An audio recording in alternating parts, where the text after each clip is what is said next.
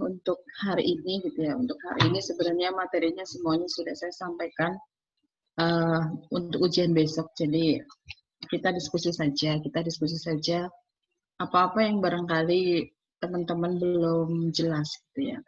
Namun sebelum ke sana, yang pertama saya minta maaf karena minggu lalu saya nggak sempat nutup kuliah gitu ya. Jadi teman-teman kuis kemudian saya biarkan begitu saja gitu kan. Karena hari Rabu itu bersamaan dengan asesmen akreditasi di satu KBN, jadi wawancara full dari pagi sampai jam 5 sore. Jadi saya pun nggak bisa kemudian sekedar tepatnya lupa karena pas di jam 10 kemudian masih ini suara saya kedengeran nggak ya? Kok di saya ada gambar mood Dengar, gitu? Bu. Oh, kok di saya ada gambar ini gitu. Nah itu sih alhamdulillah kemarin sudah berita acara sudah selesai ya. Semoga bermanfaatlah ke depannya seperti itu. Nah hari ini kayaknya satu nggak bisa hadir ya Mas Ansori ya karena Siap ya, Bu. kebanjiran katanya ya. Betul, Nah Bu.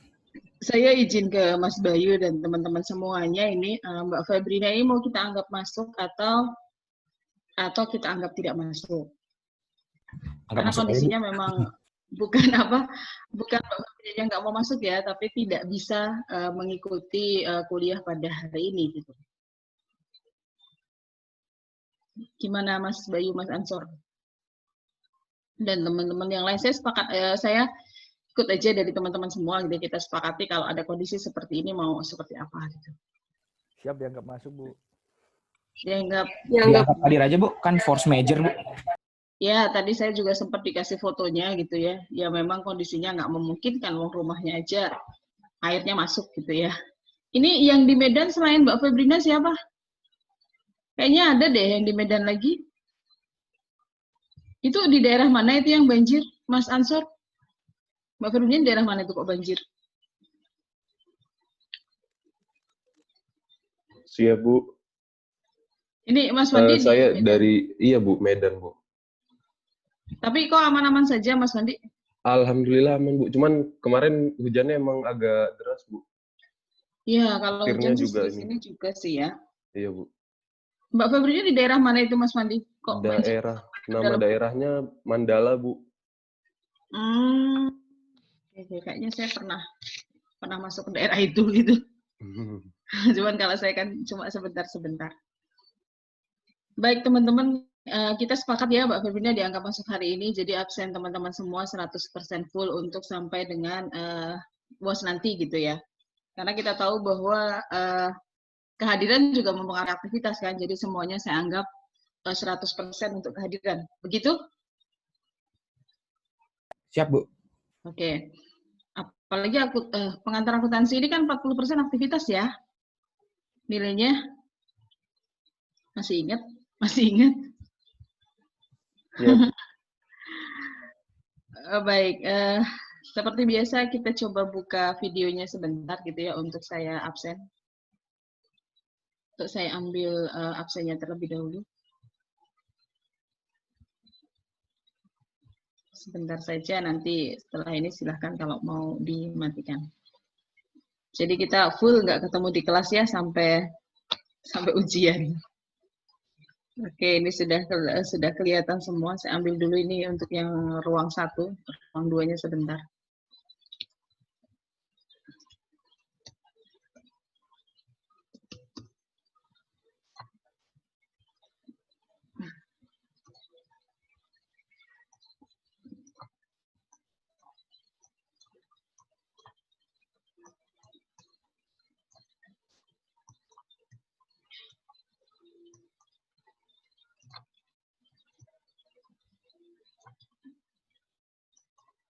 Satu lagi.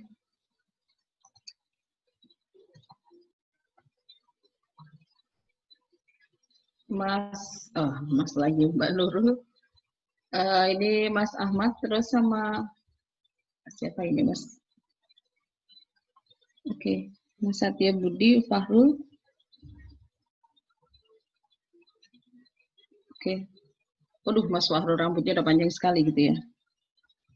Baik, sudah silakan teman-teman kalau mau ditutup kembali.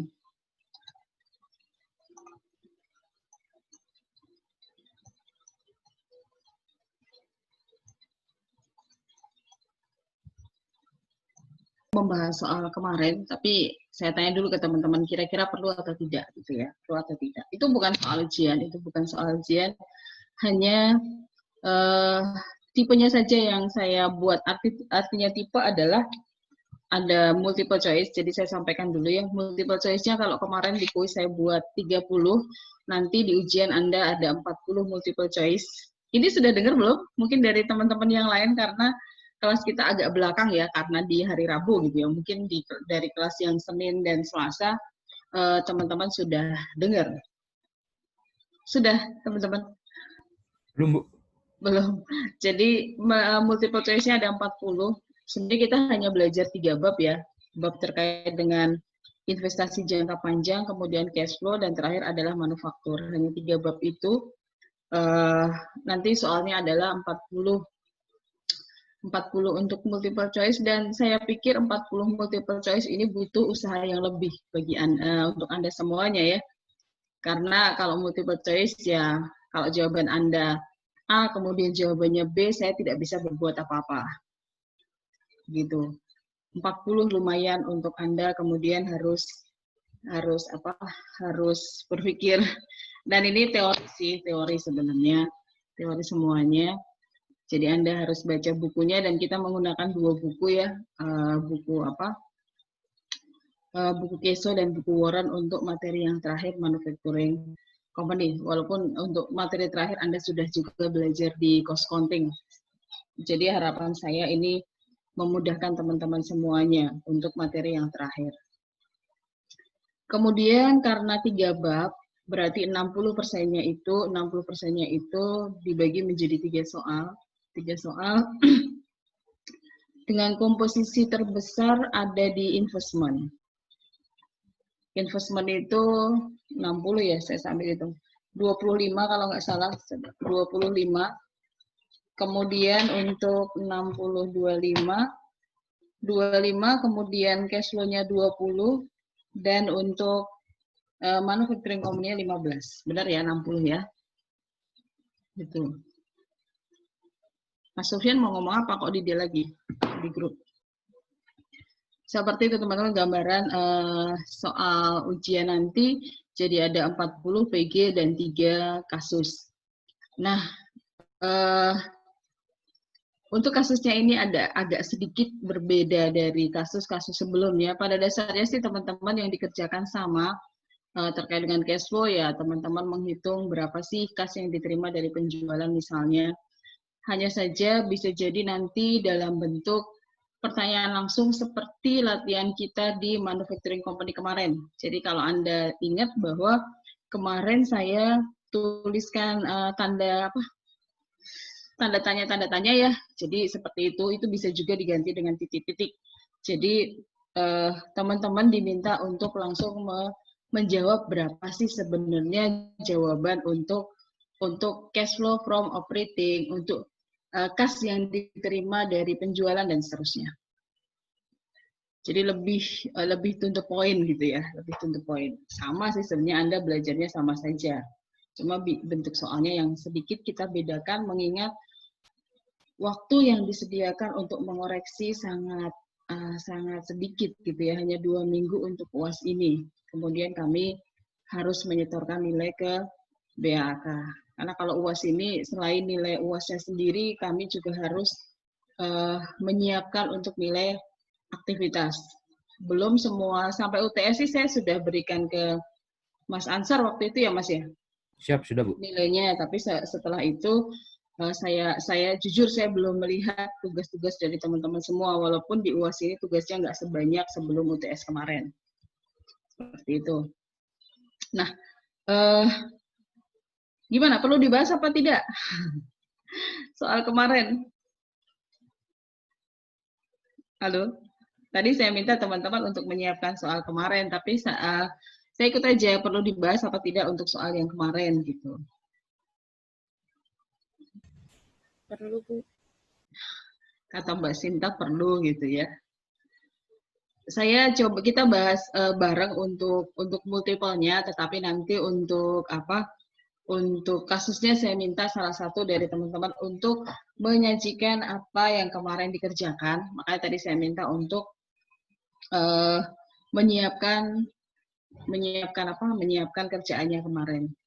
Nah, satu lagi teman-teman silahkan dibuka kerjaannya, jadi nanti silahkan teman-teman langsung koreksi sendiri, saya percaya sama teman-teman semua, silahkan dikoreksi sendiri, nanti nilainya langsung diberikan kepada saya saja. Gitu ya, jadi silahkan sambil dibuka kerjaannya, saya izin share untuk soalnya.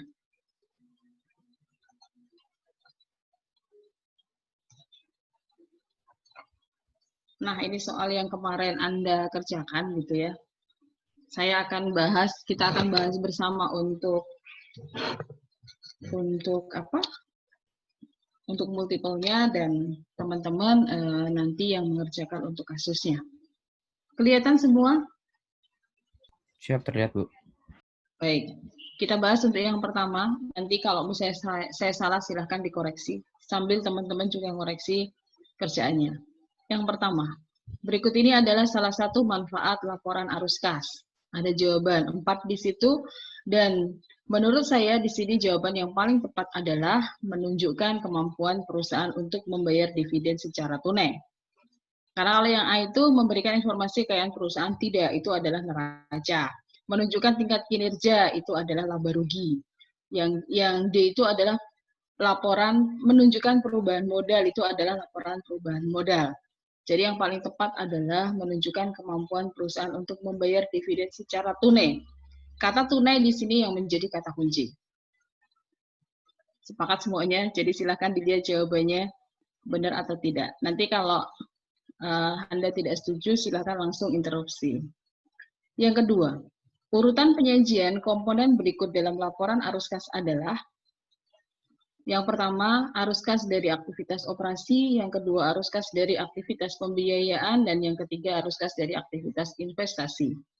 Sangat mudah tentunya kalau open book gitu ya. Jadi tentunya dari operasi, investasi, dan pembiayaan. Jawabannya adalah B, 1, 3, 2. Gitu. Soal yang ketiga. Berikut ini adalah dokumen yang dibutuhkan dalam rangka penyusunan arus kas, yaitu A. Laporan laba rugi, B. Neraca komparatif, C. Dibuat berdasarkan neraca saldo setelah penyesuaian, D, A, dan B benar.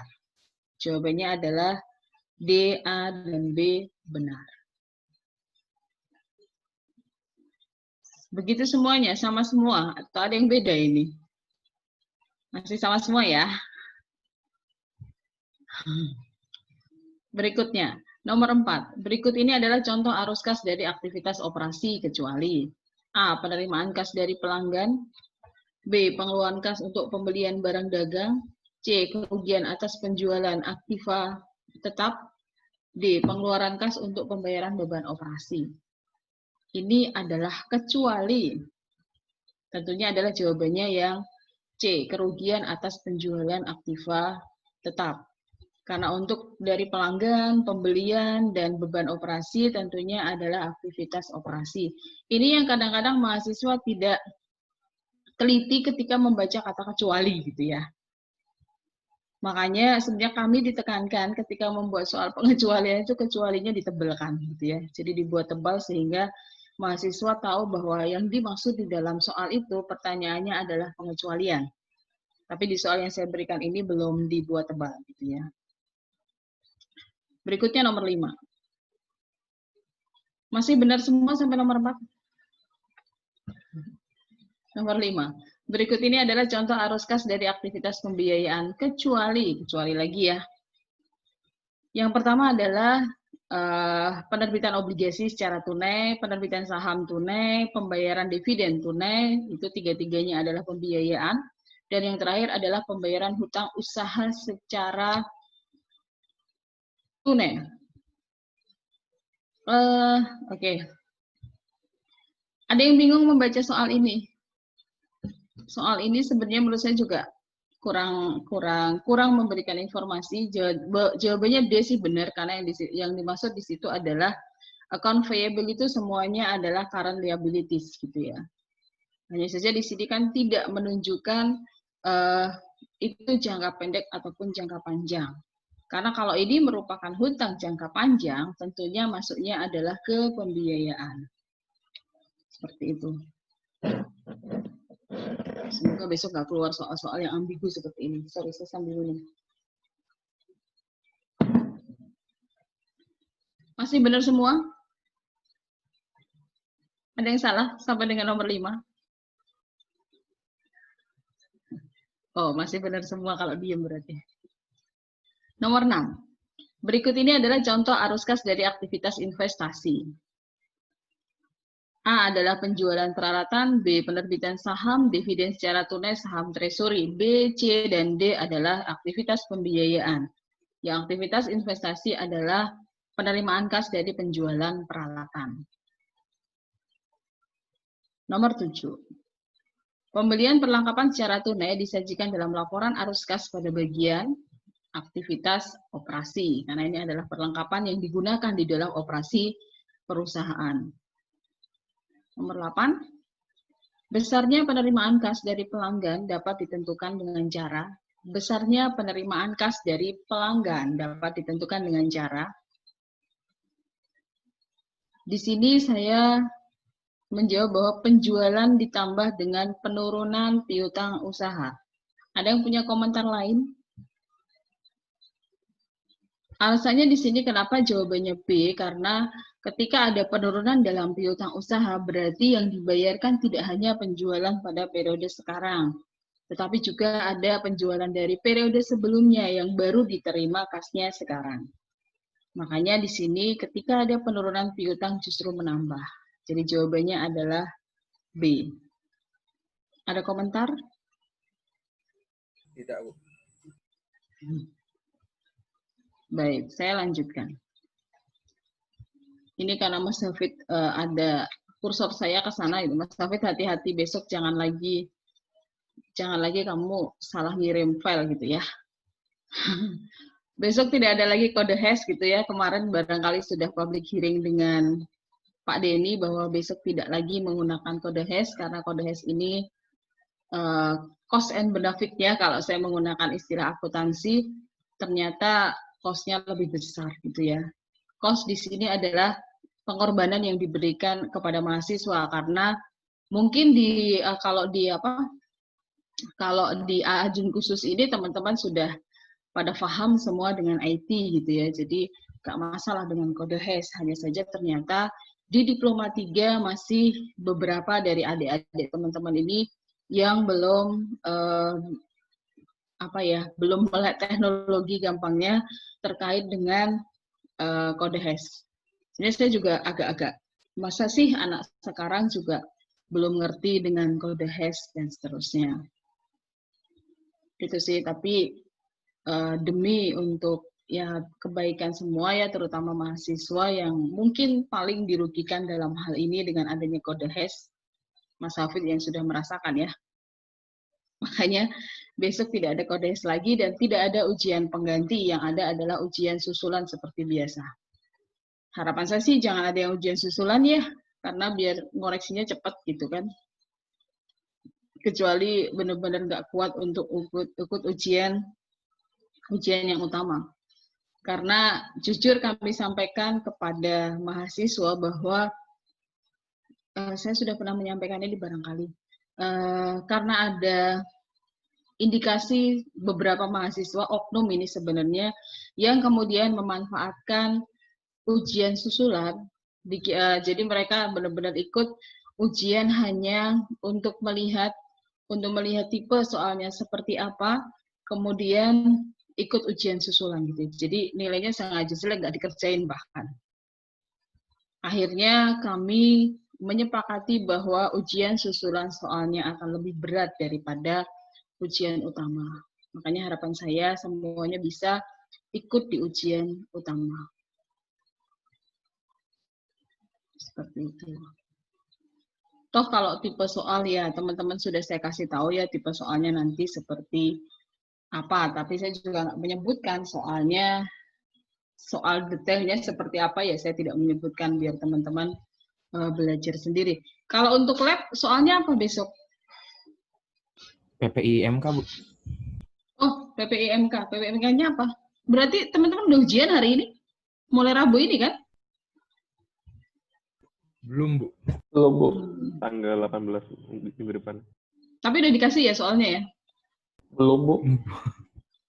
Kalau PPMK bukannya seminggu sebelumnya ya seharusnya?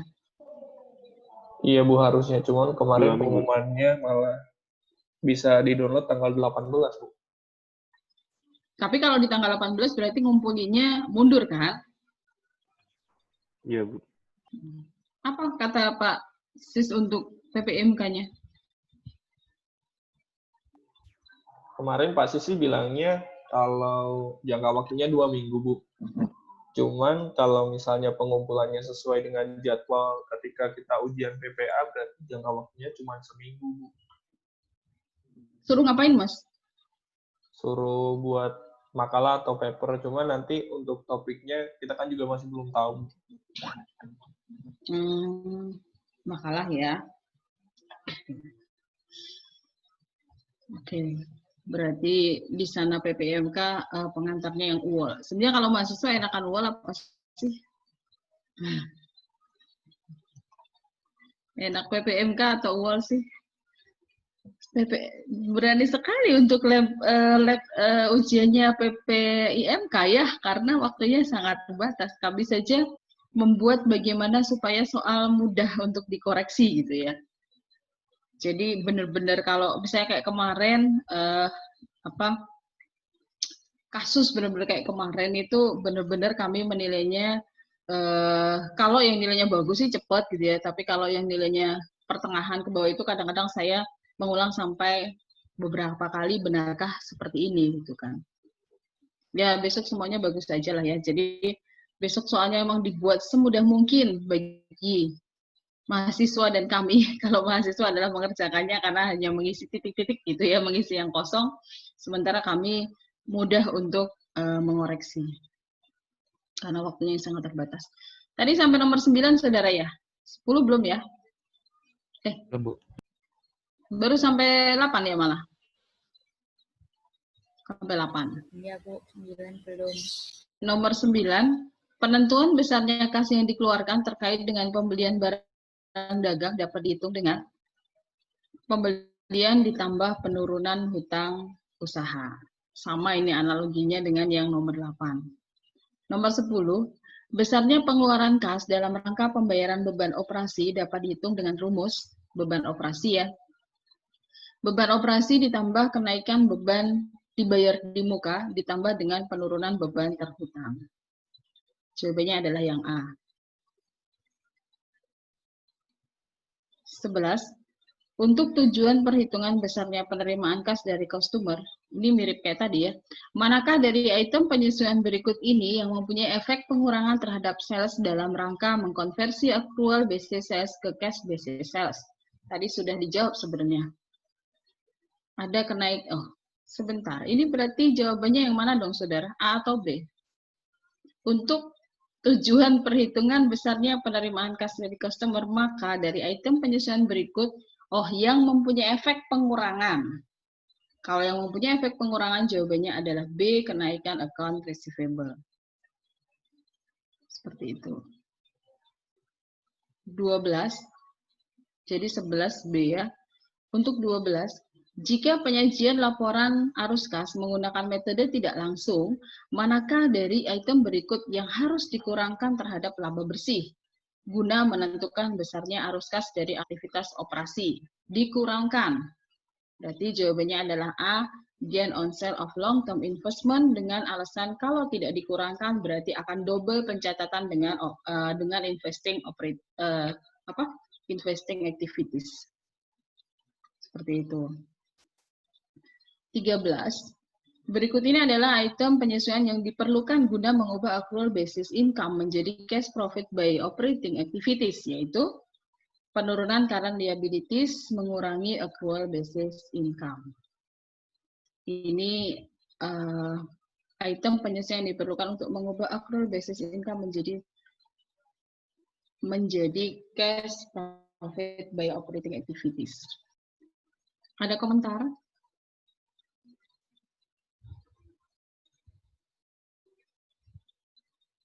Yang A itu karena salah ya, kenaikan current asset itu harusnya mengurangi.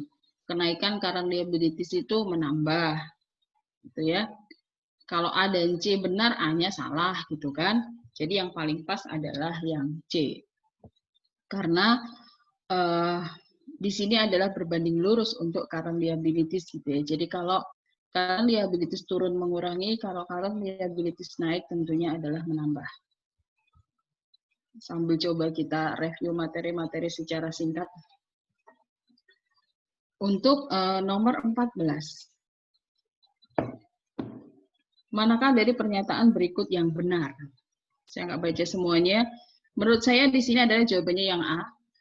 Besarnya kenaikan kas dalam laporan arus kas harus sama dengan besarnya perubahan kas selama periode berjalan.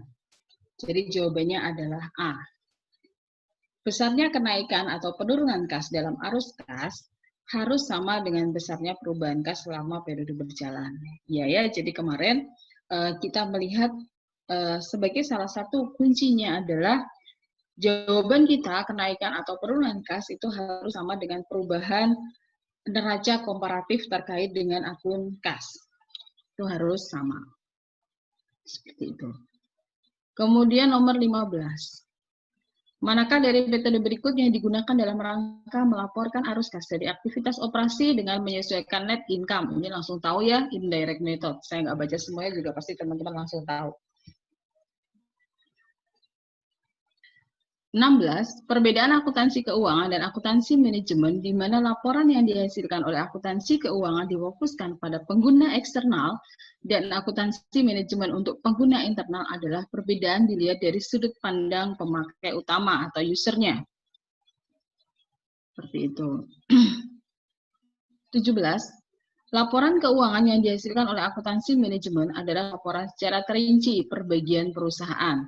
Hal ini dilihat dari sudut pandang lingkup informasinya, karena kalau di akuntansi keuangan itu lingkupnya adalah global. Bicara kas ya sudah, total kas berapa. Sementara kalau di akuntansi manajemen yang dibicarakan adalah kasnya dari mana ya, kas untuk bulan ini berapa ya, dan seterusnya. Jadi itu dari lingkup informasinya. Kemudian untuk 18, berikut adalah contoh transaksi biaya.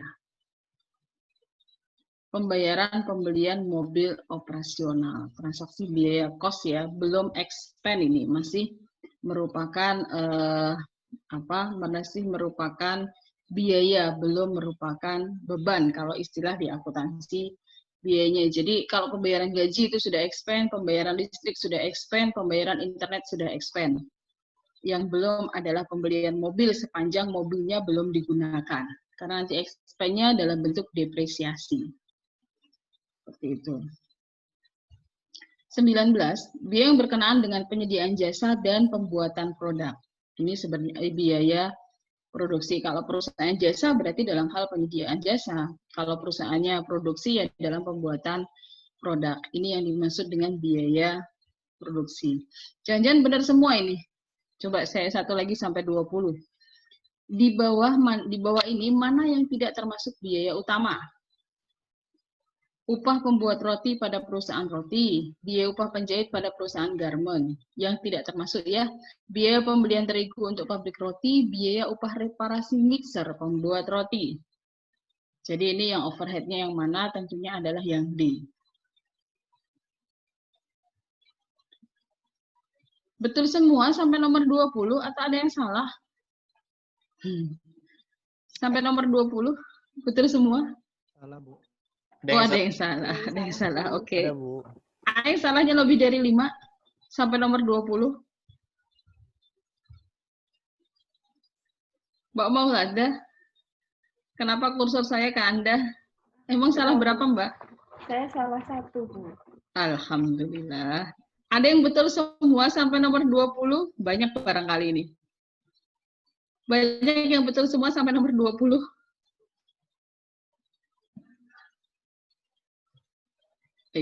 Diam artinya iya ya.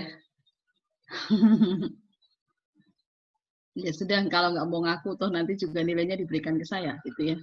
Tanggal 21. Jumlah bahan baku yang dipakai dihitung dengan cara. Nah, nanti soalnya bisa jadi seperti ini. Ini kalau kemarin yang saya tidak menyebutkan kalimatnya, tetapi langsung di soal kuis kita saya kasih tanda tanya, gitu ya. Itu jumlah bahan baku yang dipakai dihitung dengan cara yang mana? Pembelian ditambah dengan persediaan awal dikurangi dengan persediaan akhir. Itulah bahan yang dipakai. Raw material available use kalau ini ya. Ini yang benar-benar dipakai. Itu yang D jawabannya 22. Total biaya manufaktur adalah total biaya manufaktur. Yang mana ini saudara? Bahan baku langsung yang dipakai ditambah dengan biaya tenaga kerja langsung dan ditambah dengan biaya overhead. Ini masih biaya manufaktur soalnya, belum harga pokok produksinya. Masih biaya manufaktur yang terdiri dari 3 komponen biaya tersebut. Jadi jawabannya adalah yang A. 23. Pada bulan Juni 2018, PT Westlife mengeluarkan biaya manufaktur sebesar 220. Catatan terkait persediaan menunjukkan jumlah barang dalam proses akhir adalah 90.000. Barang dalam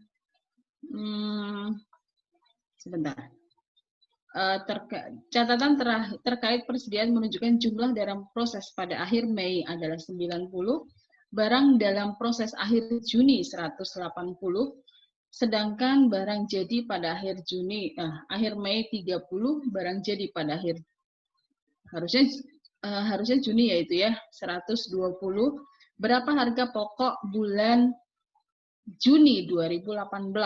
Hitungan saya adalah 220.090. Benar nggak saudara?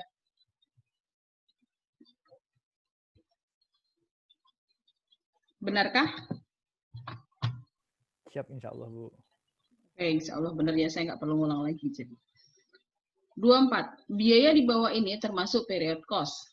Ini yang dibebankan ke dalam periode berjalan, yaitu adalah biaya penjualan. Karena 3 biaya yang lain, A, B, C, itu adalah biaya produksi. Jadi jawabannya adalah D, biaya penjualan. 25. Pemakaian bahan baku langsung dicatat dengan cara.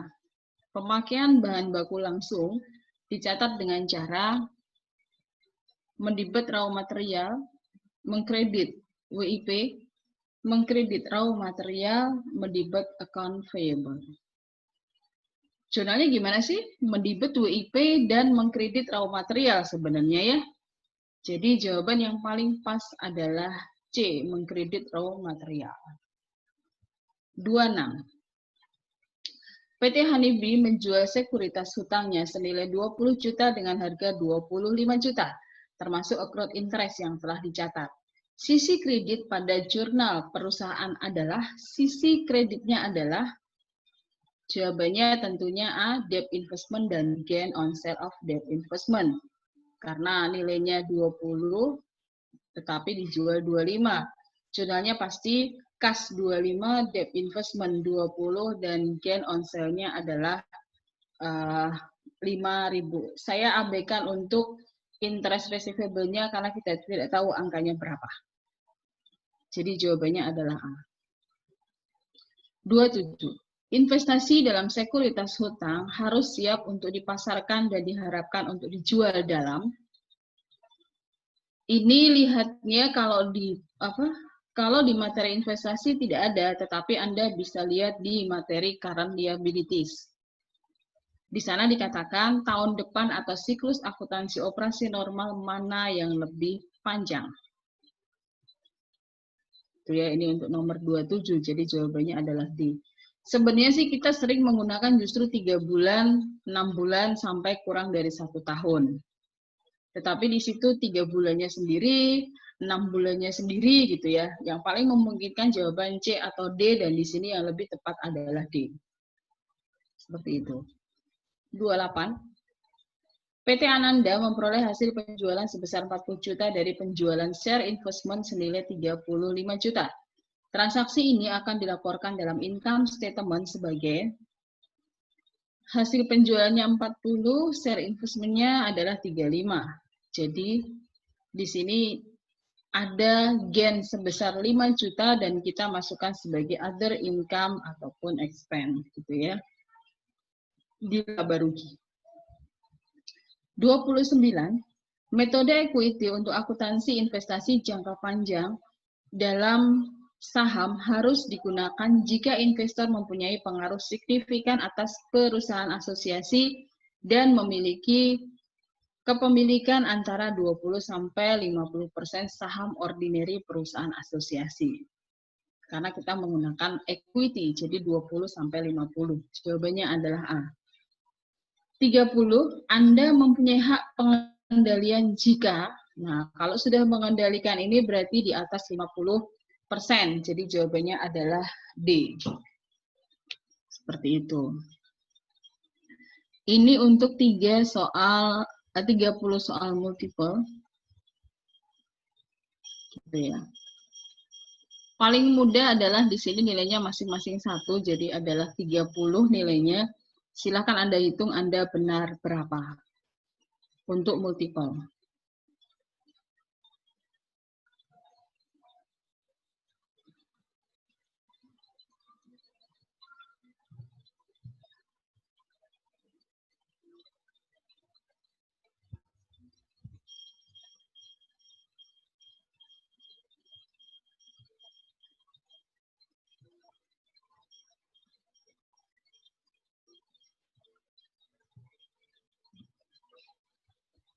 Baik, sudah? Bertanya, Bu. Ya, silakan, Mbak. Yang terkait nomor 22 itu, kalau total biaya manufaktur jawabannya A, berarti yang C itu bahasa Indonesianya apa itu? Maksudnya kan, Oke, kalau yang C ya. Ya, di statementnya kan ada total manufacturing cost incurred sama total manufacturing cost. Kalau yang C, ada yang bisa bantu saya? Di sini sudah ditambah dengan WIP dan dikurangi dengan WIP akhir. Apa itu namanya? Cost of good manufacture, Bu. Nah, bahasa Inggrisnya adalah cost of good manufacture. Berarti bahasa Indonesianya adalah harga pokok produksi. Ya, Ya, terima kasih, Bu. sama-sama. Ada yang lain? Izin, Bu.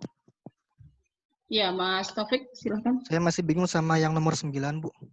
9. Kita ke nomor 9. Menentukan besarnya kas yang dikeluarkan terkait dengan pembelian barang dagang dapat dihitung dengan pembelian ditambah penurunan hutang usaha. Tadi saya cuma bilang analoginya sama dengan nomor 8 gitu ya. Ketika kita sudah ketemu pembelian dan kita lihat ada penurunan hutang usaha yang berasal dari pembelian. Jadi sebenarnya kalau dalam prakteknya tentunya kita melihat bahwa hutang usaha di sini ya hanya yang berasal dari pembelian saja, jangan semua hutang usaha gitu ya. Nah, kalau terjadi penurunan dalam hutang usaha berarti ada hutang usaha tahun sebelumnya yang baru dibayarkan sekarang. Karena kalau misalnya pembeliannya sama yang dibeli sama dengan yang dibayar, tentunya tidak akan ada perubahan di dalam hutang usaha. Karena di sini ada penurunan hutang usaha berarti ada dari sebelumnya yang baru kita bayar sekarang. Sebaliknya, kalau misalnya hutang usahanya ternyata naik. Kalau hutang usahanya naik, berarti belum semua pembelian kita sekarang ini kita bayar. Seperti itu. Itu Mas Taufik? Bedanya sama yang poin C gimana, Bu ya?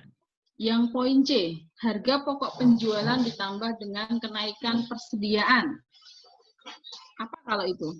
Harga pokok penjualan ditambah dengan kenaikan persediaan. Kalau saya kan ngelihat ini ya pakai slide yang cash payment to supplier sama dengan COGS plus increase inventory. Saya jawabannya itu C. Ya, saya baca lagi soalnya. Penentuan besarnya kas yang dikeluarkan. Sampai situ ya saya baca, sampai situ saja. Yang ditanyakan adalah besarnya kas yang dikeluarkan. Kalau Mas Taufik menjawab C, harga pokok penjualan ditambah kenaikan persediaan itu baru menjawab berapa jumlah pembelian periode berjalan. Belum besarnya kas yang dikeluarkan. Harga pokok penjualan ditambah dengan kenaikan persediaan itu ketemunya adalah pembelian. Baru sampai pembelian saja, belum kas yang dikeluarkan. Gitu. Kan kalau kemarin rumusnya masih dilanjutkan lagi dengan hutang ya. Jadi kalau kita menggunakan metode periodik, di sana sudah ada total pembelian berapa, kita nggak perlu menghitung yang C. Jadi langsung pembelian ditambah penurunan dalam hutang usaha atau dikurangi dengan kenaikan dalam hutang usaha. Karena di Keso itu menggunakan metodenya perpetual, jadi kita harus menghitung dulu pembeliannya berapa. Nah, seperti ini yang barangkali Anda harus pahami gitu ya. Rumus-rumus seperti itu yang harus Anda pahami. Gitu Mas Taufik? Ya Bu, makasih Bu ya. Yang lain silahkan.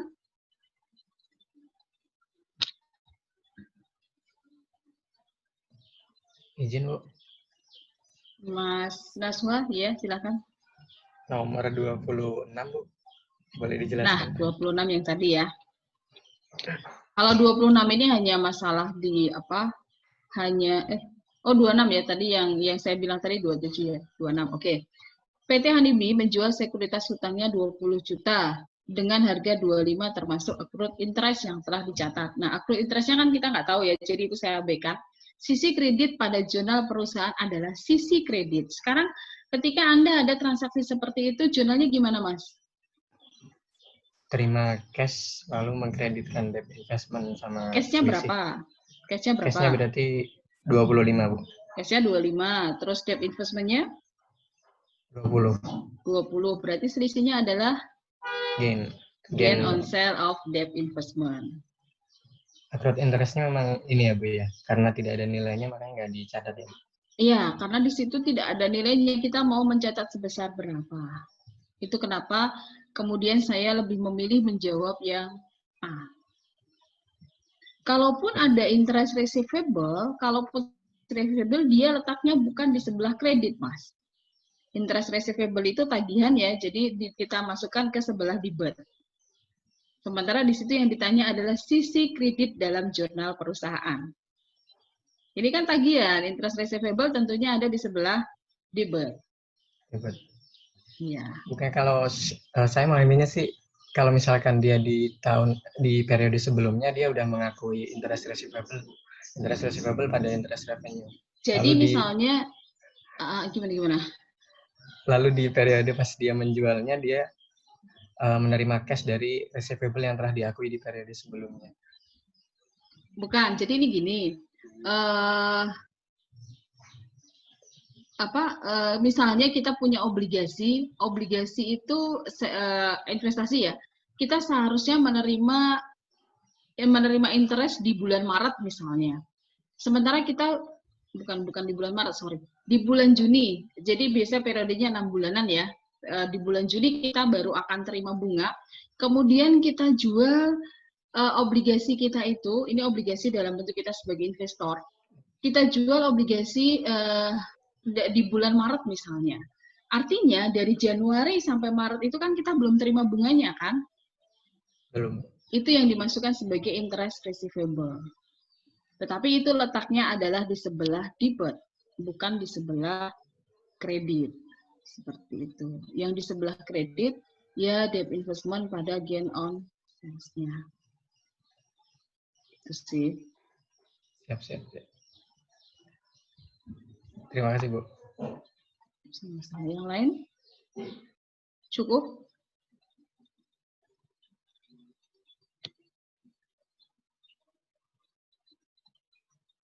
Baik, kalau cukup silakan salah satu dari Anda untuk mengerjakan, bukan mengerjakan sebenarnya karena teman-teman sudah mengerjakan semua. Jadi silakan dibahas kerjaan Anda terkait dengan soal 2. Siapa yang mau coba? Di-share saja kerjaannya, kemudian nanti kita Anda bahas, kita kritisi bersama nanti. Kerjaan siapa yang mau coba? Silakan.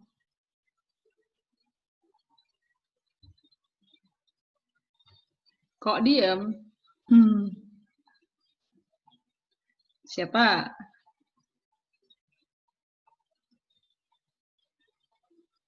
Wah, ini harus. Masa sih udah di hari terakhir juga masih harus ditunjuk. Dan ini Anda sudah mengerjakan kok. Tinggal membahas saja. Salah nggak masalah. Poin untuk investasi ini adalah 25 ya. Jadi nanti kalau Anda mau menilai, kira-kira nilainya adalah 25. Saya sengaja tidak berikan bagaimana saya menilainya. Saya coba pengen lihat bagaimana cara Anda menilai kerjaan Anda sendiri. Self assessment ini ya. Siapa yang mau coba untuk nomor 2?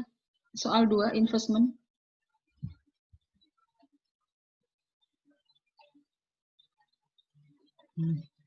Kok nggak ada?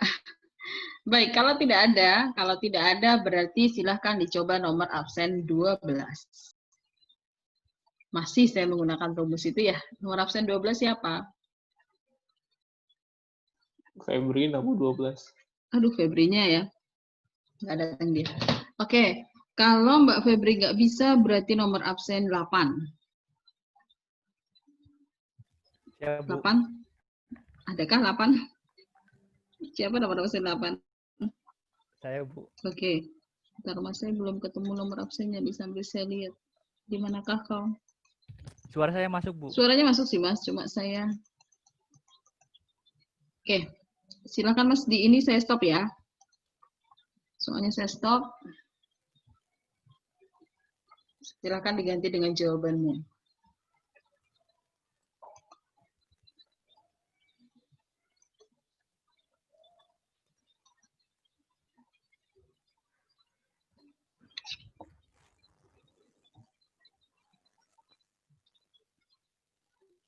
Baik, sambil sama-sama kita kritisi. Silakan, Mas. Sebentar, Bu, lihat soalnya.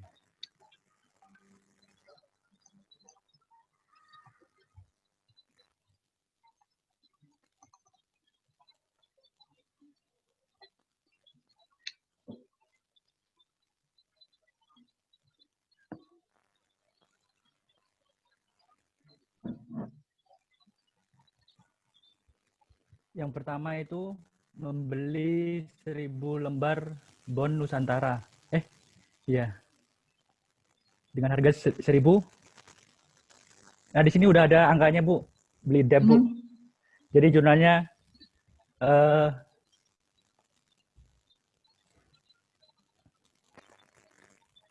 DEP investment pada cash, Bu. Sebesar 96,8 juta. Oke, debt investment pada cash sebesar 96,8. Di situ sudah ada angkanya ya. Iya, Bu. Bunganya setiap 30 Juni dan 31 Desember. Oke, lanjut 12 Maret. 12 Maret itu membeli saham dari PT Andika, Bu. Ini signifikan, jadi menggunakan equity method. Jurnalnya yaitu share investment pada cash. Caranya yaitu 20.000 dikali 5.000.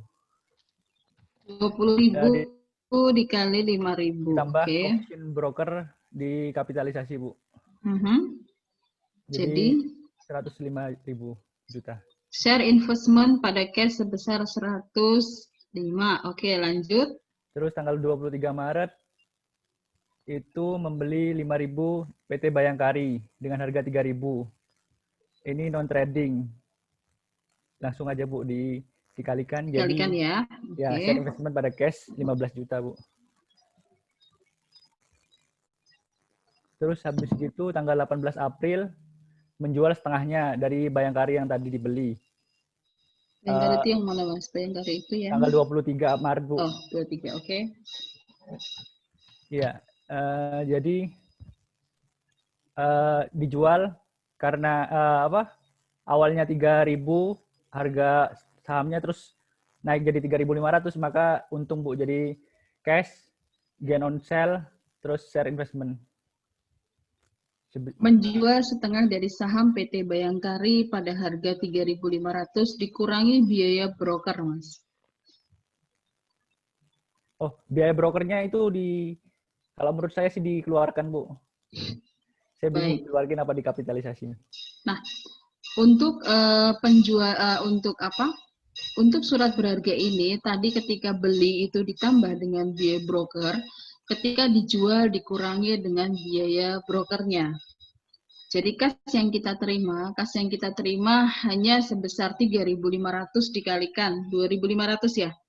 Dikalikan 2.500, kemudian Anda bandingkan dengan cost-nya berapa. Selisihnya gain atau loss. Oh ya, jadi kasnya berapa? Kasnya kan kasnya berarti sebentar saya ambil kalkulator. Kasnya adalah 2.500 ya. Dikalikan dengan 3.500 berarti hasilnya adalah 87. Iya, belum dikurangi. Dikurangi dengan 2.000. Commission broker jadi 6.000. Jadi 6.750. Loss jadi Sementara share investment-nya adalah 7.500. Berarti hasilnya adalah loss Bu justru harusnya. loss sebesar 250. Silahkan yang lain dikoreksi. Ada yang benar seperti itu? Teman-teman yang lain? Halo, teman-teman yang lain? Halo teman-teman yang lain. Sorry, saya matiin video karena sinyalnya agak jelek, jadi saya matiin videonya. Jadi jawabannya kalau untuk pembelian ditambah dengan komisi brokernya, kalau penjualan dikurangi dengan komisi brokernya terlebih dahulu. Oke, silakan dilanjut, Mas. Izin Bu. Ya. Berarti yang share investment non trading pada di kredit jadinya tinggal 5 juta. Jadinya tinggal berapa Bu?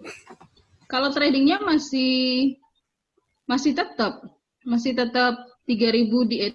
dikalikan 2,5 kan? 7,5 berarti Bu. Masih 7,5. Kan kita mengkredit share investment-nya sebesar cost-nya, Mbak. Cost-nya kan 2.500 dikalikan 3.000. Tadi yang kita ubah hanya di kas-nya saja. Karena kas yang kita terima kalau menurut di sini jawabannya adalah 8.750 karena itu belum dikurangi dengan 2 juta. Gitu. Berarti kan cashnya 6.750.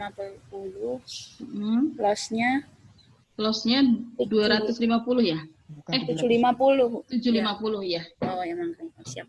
Makasih Bu. Mas kok nggak bisa coret-coret ya di jawabanmu ini ya? Nggak bisa Bu. Saya dicoret-coret di kata saya Bu, di sini bisa Bu. Saya bisa nggak mencoret-coret jawabannya? Kalau yang share, apakah aku bisa mencoret-coret? Kayaknya nggak bisa sih, karena ini punyamu. Oke, silakan dilanjut. Saya nggak bisa mencoret-coret kerjaanmu. Bisa Bu ya? Nggak bisa, karena yang nge-share kan kau. Ya itu kau bisa. Oh ya, bisa Bu. Pas itu tolong di-close dong atasnya. Ada move, size, minimize, maximize. Oh iya. Oke, silakan dilanjut.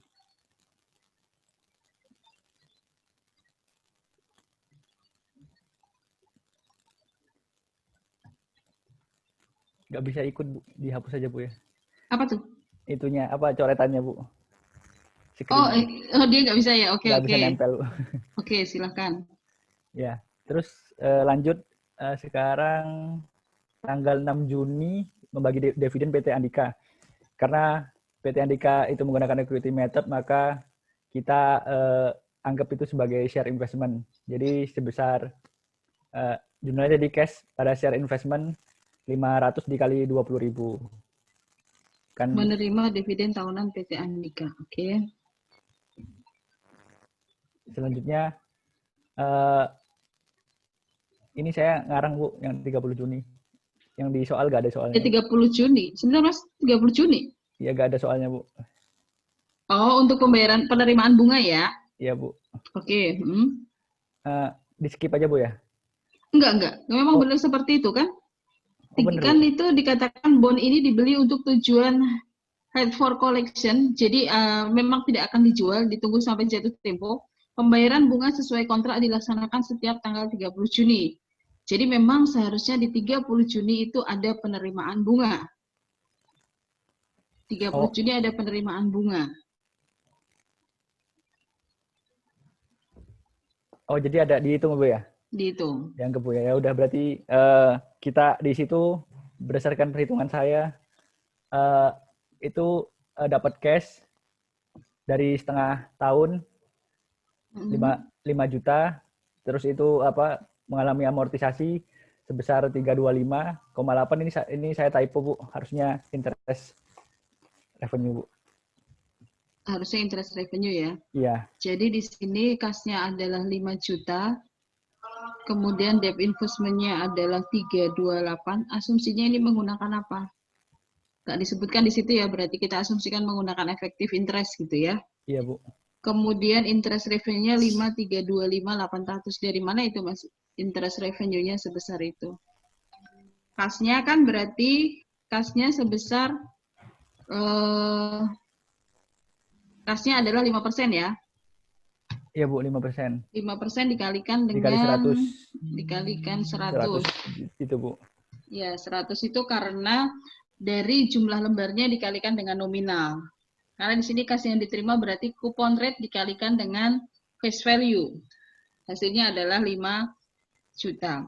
Kemudian untuk yang interest revenue-nya kita menghitung dari mana? 96,8 dikali 5,5%. Ya, 96.800 dikalikan 5,5%. Hasilnya adalah 532.800 sehingga selisihnya adalah amortisasi. Karena di situ adalah diskon gitu ya. Diskon kan itu, makanya debt investment-nya harus kita tambah supaya nanti pada tahun keempat itu jumlahnya ke 100 juta. Seperti itu. Oke, ini benar memang di soalnya tidak disebutkan. Soalnya jebakan Batman itu ya. Oke. Oh, izin Bu, kalau nanti kalau ujian kalau jebakan Batman ini ditulis apa nggak ditulis Bu? Ditulis. Jadi 30 Juninya Anda tetap harus menjawab itu. Oh iya siap Bu. Karena memang disebutkan bahwa pembayaran bunganya setiap 30 Juni dan 31 Desember. Teman-teman saya coba tambahkan begini. Bisa jadi nanti soalnya seperti ini ya. Saya ambil contoh. Yang mana ya?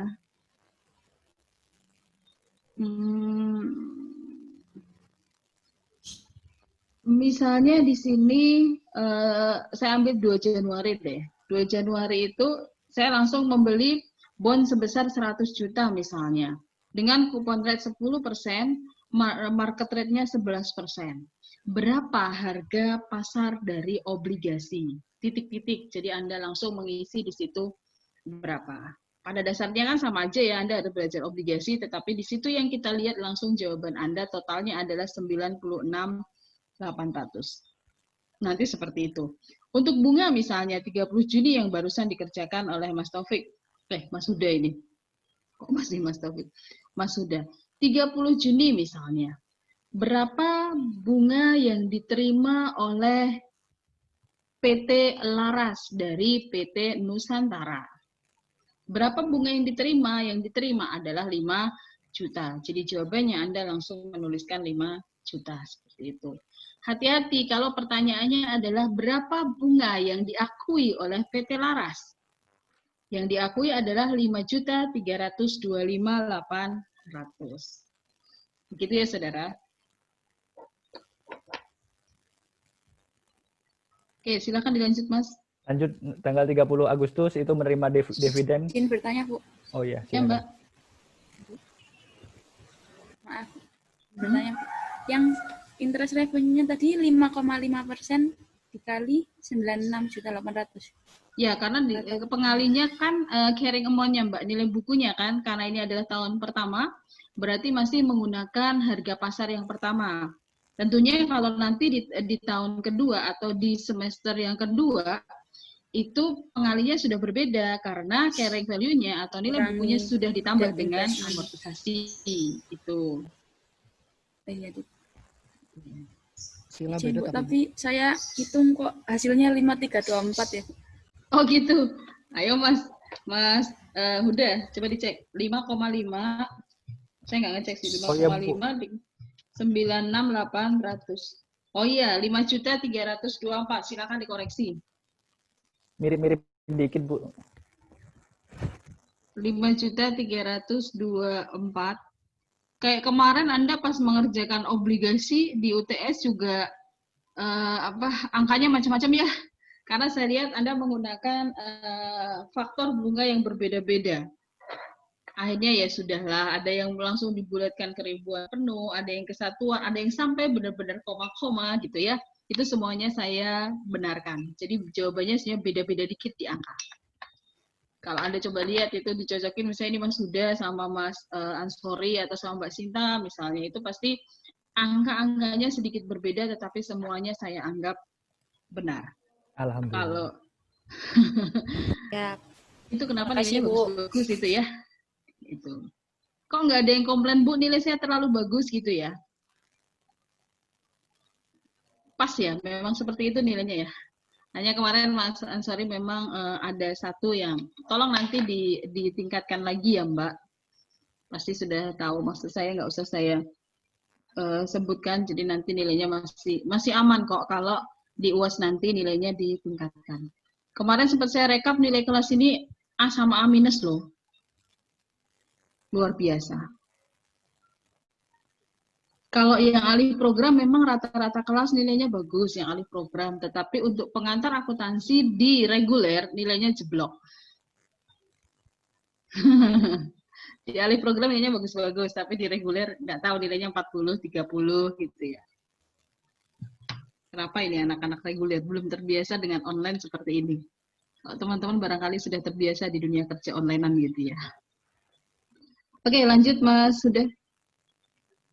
Lanjut 30 Agustus dapat dividen dari PT Bayangkari sebesar 400 per lembar.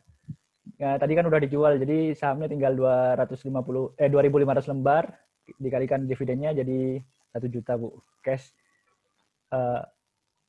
pada dividen revenue karena menggunakan cost method, Bu. Terus ini mau cost method ya, oke. Lanjut pengumuman 31 Desember mengumumkan laba sama pembagian dividen. Kalau PT Nusantara itu kan debt, jadi kayaknya nggak ngaruh, Bu. Ya, karena itu dividen ya. Iya, Oke. Bu.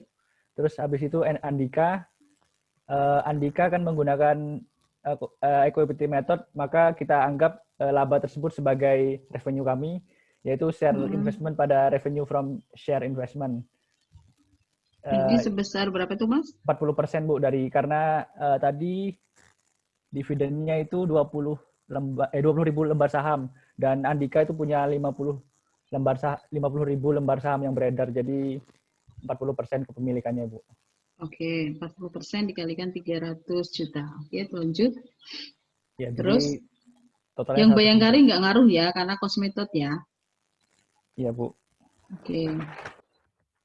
Terus 31 Desember. Terus habis gitu mendapatkan dividen juga, Bu, selain itu.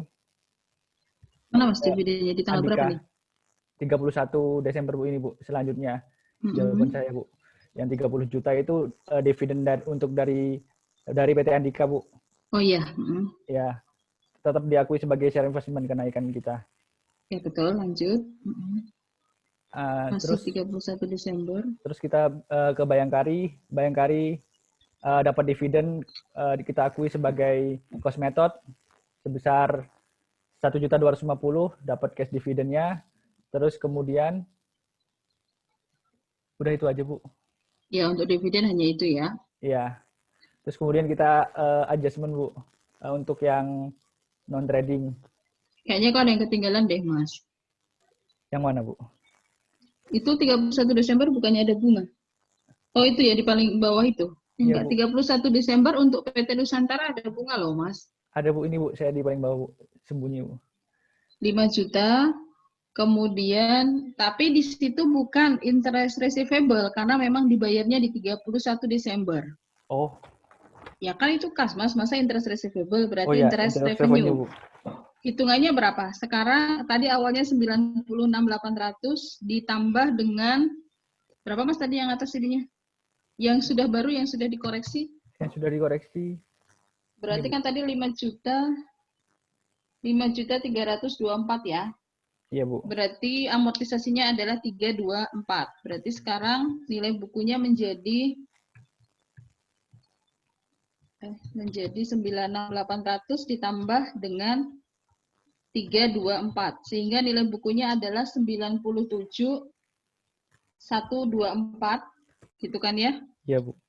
Coba kalau kita lihat berarti interest yang diterima 97.124 dikalikan dengan 5,5%.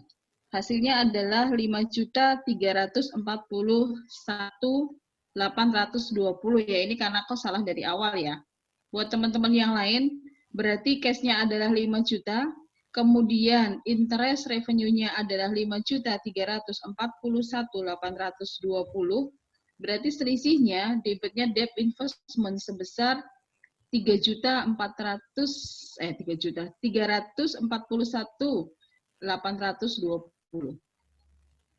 Begitu? Ya, Bu, begitu, Bu. Ya. Silakan dikoreksi masing-masing. Walaupun Anda saya minta untuk penilai ditulis aja yang benarnya seperti apa supaya mudah untuk Anda melihatnya. Oke, lanjut untuk adjustment ya berarti. Adjustment, Bu. Oke. Ini yang awalnya harganya Bayangkari per lembar 3.000 naik 3.500, Bu. Jadi kita anggap ada keuntungan dari kita, yaitu jadi jurnalnya fair value adjustment non trading pada unrealized gain or loss equity, Bu. Perkalian ini, Bu. Oke, jadi jurnalnya adalah fair value pada unrealized gain on loss sebesar 1.250.000. Oh ya, Bu, Oke, ini perlu berikutnya. ditutup nggak, Bu, di ke AOC, Bu? Baik, tadi kita coba lihat dulu di situ itu dari PT non tradingnya yang Andika ya Mas ya? Iya. Yang Andika Bayangkari, Bu, itu Bayangkari. sebentar. Membeli ini yang Bayangkari non trading. Kalau non trading kan berarti masuknya ke neraca ya. Kalau ke neraca berarti kan kalau itu kau masukkan ke apa itu Mas? Order. Ada Saya nggak hafal adjustment. Ini atau segini aja, Bu ya. Sebentar, Cukup segini aja, Bu. Yang atas aja, Bu. Kalau diminta adjustment-nya sebenarnya hanya yang atas sih. Kalau yang bawah itu adalah jurnal penutup. Oh ya, siap, Bu. Berarti saya kelebihan, Bu. Oke, jadi nanti cukup sampai dengan yang fair value-nya saja. Tapi kalau Anda mau mengerjakan sampai penutup juga nggak apa-apa. 2019, semoga besok soalnya nggak sebanyak ini ya untuk investment. Siap, Bu. Ini 2 tahun gitu ya, ini 2 tahun. Oke, lanjut. Ya, sekarang 2019, Bu. Yaitu membeli PT Dirgahayu, perusahaan baru lagi sebesar 10.000 sebanyak 2.000 lembar, yaitu langsung di jurnal share investment pada cash. Ini sebagai trading, 20. Bu. Ini trading. Iya, Bu. Untuk tujuan diperdagangkan ya. 10 Februari. 10 Februari menerima dividen dari PT Andika. Equity method seperti tadi. Cash pada share investment, Bu. 1.500 dikali 20.000. Oke, lanjut.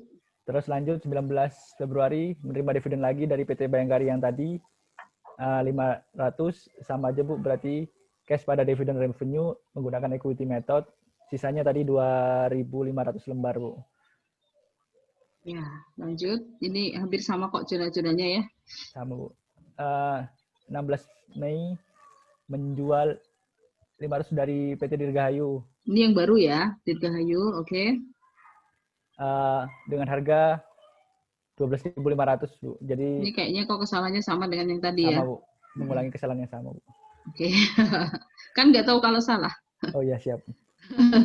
Jadi kasnya adalah 6.250 dikurangi dengan 2 juta. Jadi yang diterima di sini adalah 4.250. Kalau share investment-nya adalah 5 juta, berarti di sini ada loss sebesar selisihnya berapa. Gitu ya. Buat teman-teman yang lain silahkan disesuaikan. Disesuaikan. Oke, lanjut. Berarti lanjut sekarang 30 Juni. Ini untuk masih lanjut yang tadi ya? Iya, Bu. Mengakui interest revenue. Tapi kok bakal salah lagi itu interest revenue-nya ya? Mirip-mirip, Bu. Maksudnya ya hitungannya kan karena dari awal tadi ada selisih sedikit ya? Iya, Bu. Nah. Oke, nggak apa-apa. Yang penting teman-teman tahu cara menghitungnya adalah seperti tadi. Karena di sini pasti yang dijadikan dasar untuk interest revenue sudah bertambah lagi. Bertambah lagi dengan hitungan di Desember. Begitu. Oke, dilanjut saja. Nomor 6 ini nomor 6 September. 5 September, Bu. 5 September. Menerima dividen saham 2%. Adapun harga saham Andika sekian, ini kan menggunakan equity method, Bu. Setelah saya ngerjakan, saya baru tersadar, Bu, kalau ini tidak perlu di jurnal, Bu. Tapi nggak tahu benar apa enggak. Sebentar. Kalau soalnya equity menerima method. dividen saham dari PT Andika sebanyak 2%. Adapun harga pasar saham PT Andika per tanggal ini adalah 4.900. Ini menerima dividen sih, menerima dividen saham. Dicatat, Mas, tetap dicatat. Oh iya, Bu. Tetap dicatat. Berarti di sini share investment-nya sebesar harga pasarnya. Jadi tadi sahamnya berapa ya? Sahamnya 20.000. 2.500 barangkali ya? Andika. Andika 20.000 lembar, Bu. Andika 2% yang menerima dividen saham yang dimiliki oleh PT Laras berapa? 2.500 kan? Kita mencatat sebagai PT Laras saja, Mas. Kan kita PT Laras di sini. PT Laras tadi berapa sahamnya yang dari Andika masih berapa? Seingat saya 2.500 deh. 5.000 sudah dijual terus setengahnya. Andika yang equity method, Bu. Yang bukan yang dijual ya. Yang dijual tadi apa? Bayangkari, Bu, kalau nggak salah. Oke. Berarti ini masih memang 20.000 kepemilikannya 20.000 ya?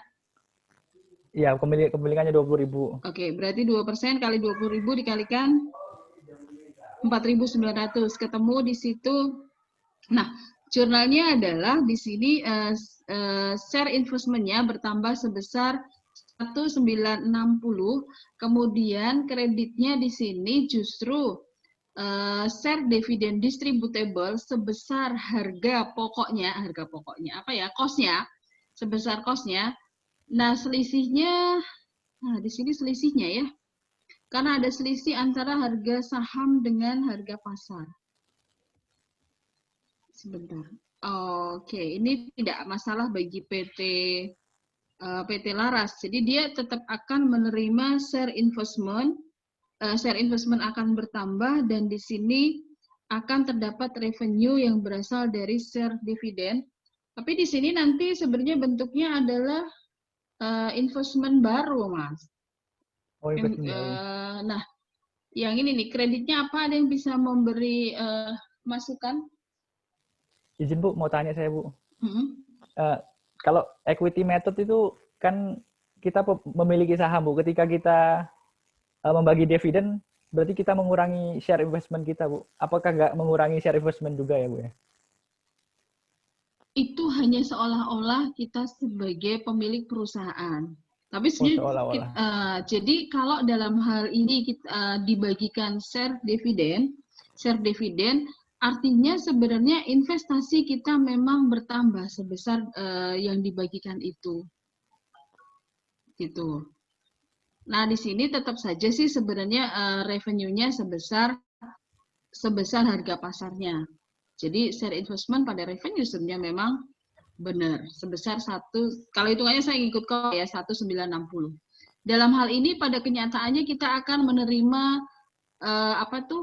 saham tambahan. Karena ini adalah dividen saham. Siap, Bu. Berbeda ketika tadi adalah dividen kas ya. Kalau dividen kas kan kita pada saat laba diakui, kemudian pada saat diterima kasnya dividen juga kita mengakui sebagai kas. Kalau di sini investmentnya yang memang bertambah sebesar dividen dividen saham yang kita terima.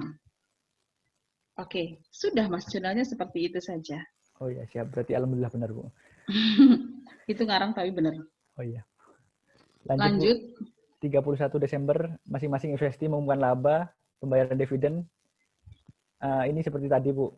Jurnalnya, Bu. Hitungannya gimana, Mas? Gimana? Hitungannya sudah benarkah? Bisa dijelaskan sebentar?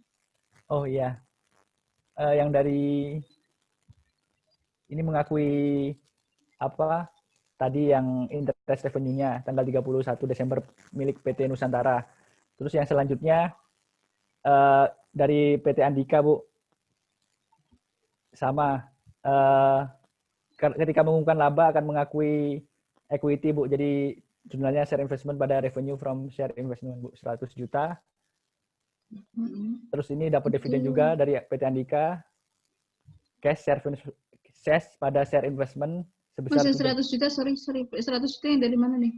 Ini dari PT Andika, Bu. Kan tadi 40%. PT Andika. PT Andika di sini mengumumkan laba 250, dividen kasnya 1.500 itu. Gimana? Kan PT Andika menggunakan equity method, Bu. Ketika labanya 250 juta, maka 40% diakui sebagai revenue, Bu. Oh, itu masih labanya ya?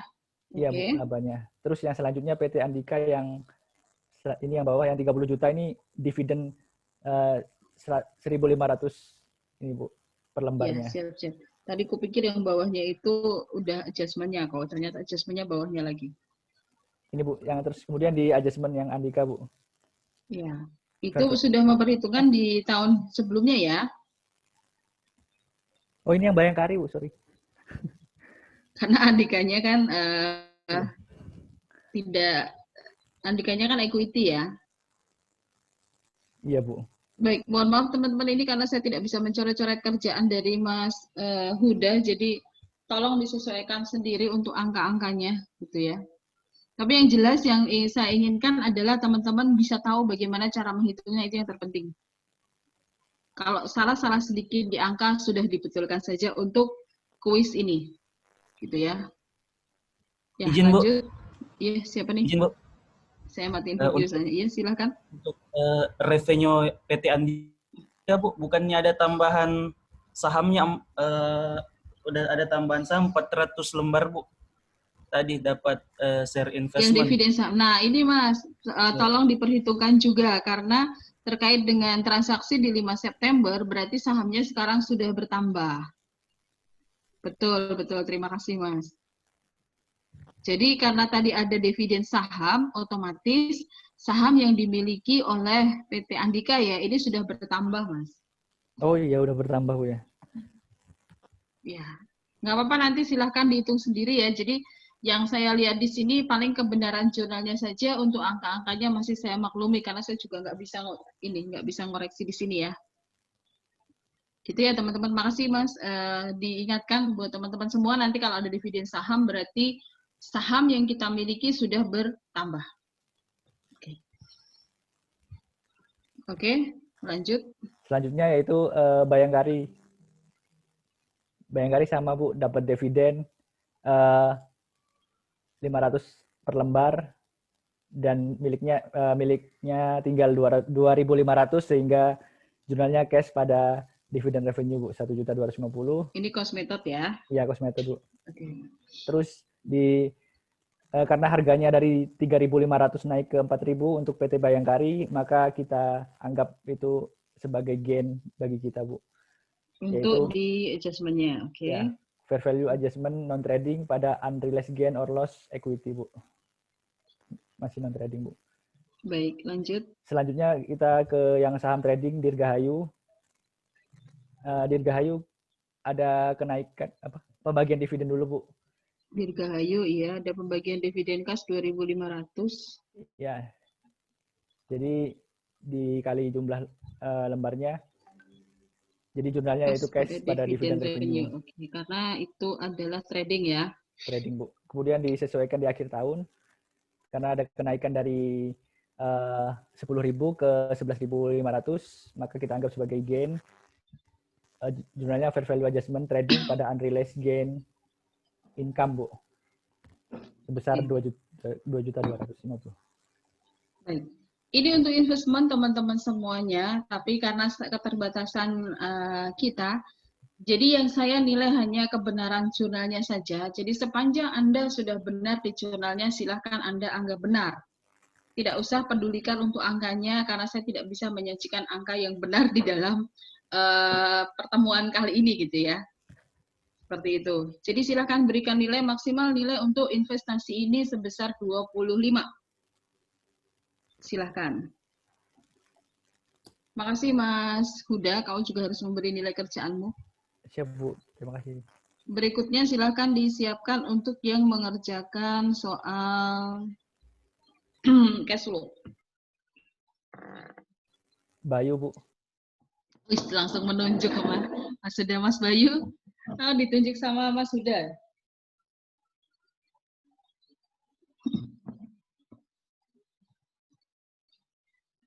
Oh, ini metodenya tidak langsung kok, cepat ini. Mas Bayu siap?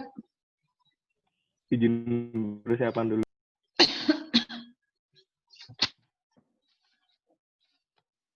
Bu, izin bertanya, Bu. Iya, silakan, Mbak.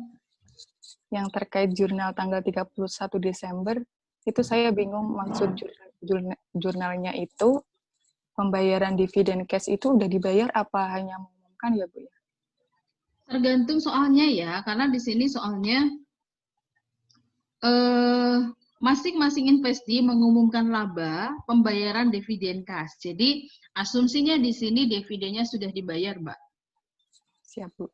Karena ada kalimat pembayaran dividen kas. Izin satu lagi, Bu, bertanya, Bu. Iya, Mbak. Kalau pembagian share investment itu semua investor dapat share investment ya, Bu? Jadi kepemilikannya PT Andika bukannya tetap 40% ya, Bu? Bertambah, Mbak. Jadi ketika dia mendapat dividen saham, kepemilikannya menjadi bertambah. Sudah Jadi, tidak 40% lagi. Jadi 42% ya, Bu ya? Ya, tapi kita kan berarti otomatis saham yang beredar seterusnya juga bertambah, Mbak. Tapi di info itu kan nggak ada ya. Oh ya, siap, Bu. Ya, karena ya kalau nggak ada kita asumsikan tetap segitu dulu. Karena kalau misalnya diinfokan di soalnya terkait dengan kita tidak tahu PT Andika apa Bayangkara tadi yang itu, Mbak? Andika, Bu. Nah, PT Andika ini kan membagikan nggak cuma kepada PT Laras saja kan? Iya. Nah, otomatis berubah sebesar yang semua dividen saham yang sudah dibagikan. Tetapi tidak ada info di dalam soal yang kita sekarang ini, gitu kan?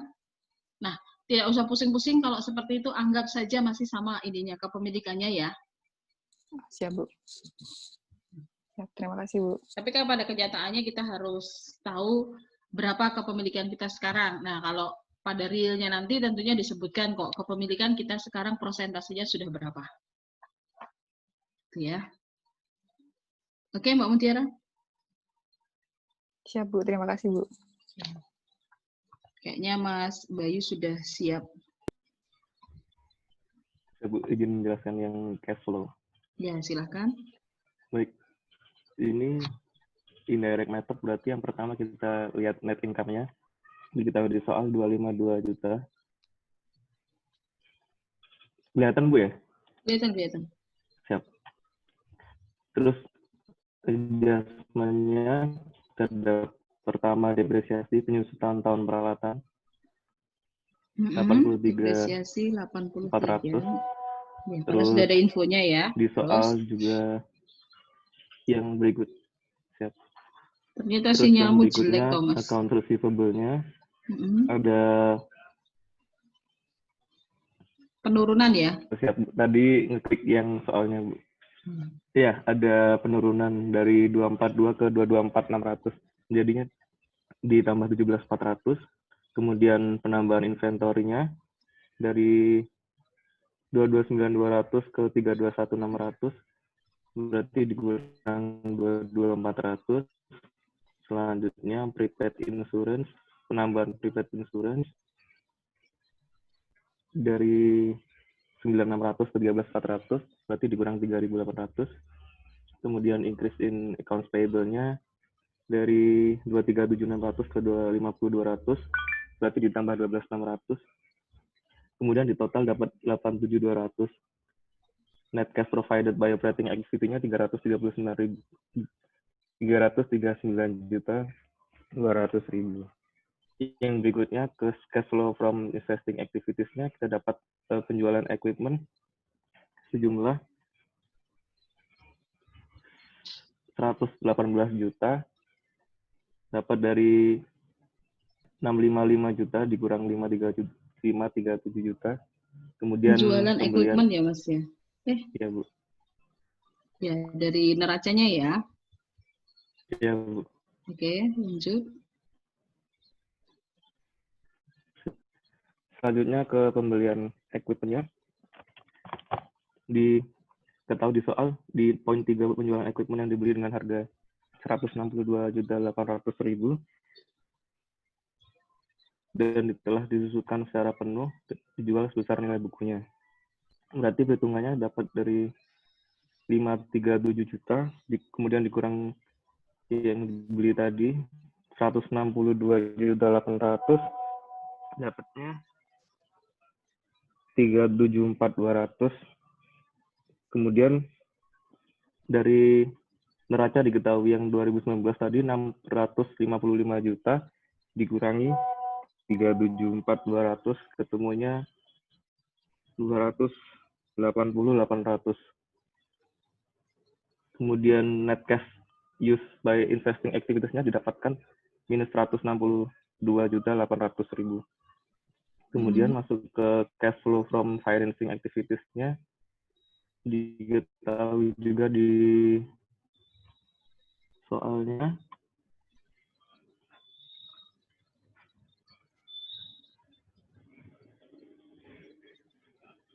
Untuk ordinary shares-nya 7.000 dikali 40.000 didapat 280 juta yang di poin 6. Kemudian payment of cash dividend-nya diketahui di soal juga. Poin 7 153.600.000. Kemudian redemption of bonds payable sejumlah 336 juta. Kemudian didapat net cash used by financing activities minus 209.600.000. Net cash decrease-nya 33.200.000. Kemudian di neraca diketahui net cash beginning period-nya sejumlah 179.800. Jadi cash of parent period-nya 146.600.000. Oke, kalau dilihat dari saldonya sudah sesuai dengan saldo yang ada di cash flow akhir ya 146.600. Tadi yang membutuhkan perhitungan justru di investing di sini. Kalau di yang lain kita bisa melihat perubahan yang ada di dalam neraca komparatif ini ya. Saya pikir untuk cash flow tidak masalah jawabannya. Jadi maksimal untuk cash flow ini nilainya adalah 25. Silakan Anda berikan nilai untuk kerjaan Anda sendiri. Silakan kalau ada pertanyaan untuk cash flow.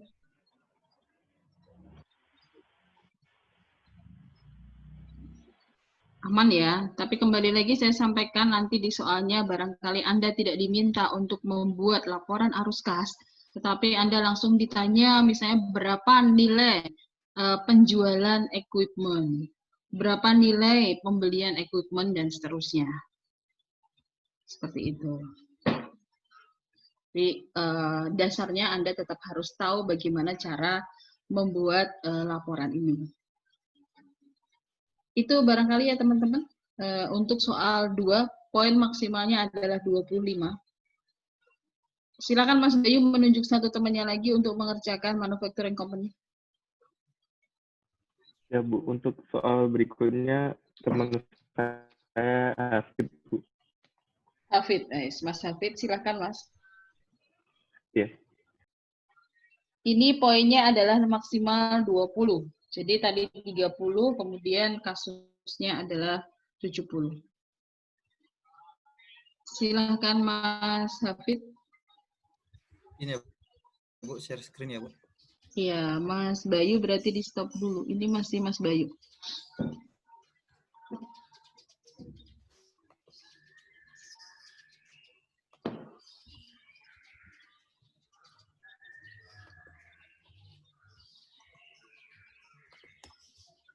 Sudah kelihatan ya, Bu? Sudah, silakan Mas.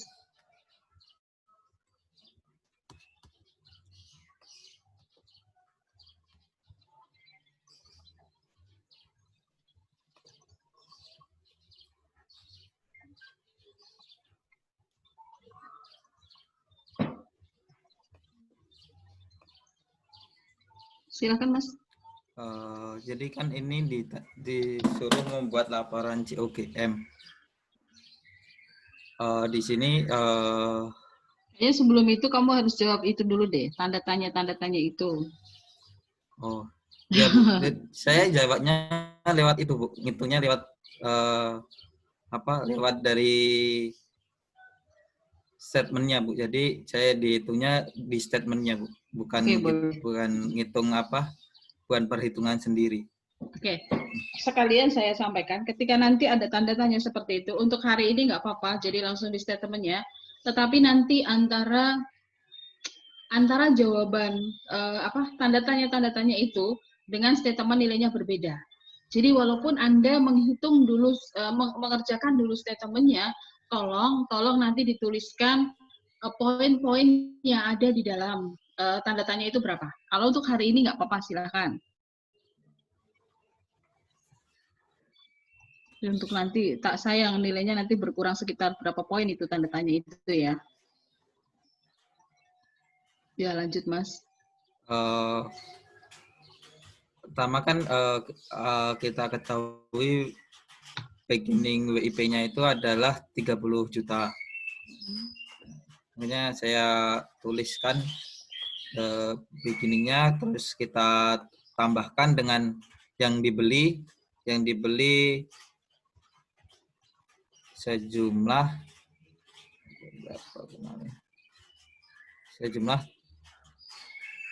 beginning materialnya kan 40 nih Bu, terus beginning materialnya kan 40, yang material row pertama ini di tabel yang pertama 40, terus ditambah material purchase. Material purchase kan kita belum ketahui, tapi kita ketahui material available for use-nya sebesar 112.500.000. Jadi untuk mencari material purchase-nya tinggal kita kurangin aja dari material available for use dikurangi beginning materialnya yang 40 juta sehingga ketemu 72.500.000. Lanjut. Terus diketahui juga ending material ini sebesar 30 juta sehingga material yang digunakan direct material digunakan adalah 112 juta kurangi itu dikurangi 30 juta ketemu 82.500.000.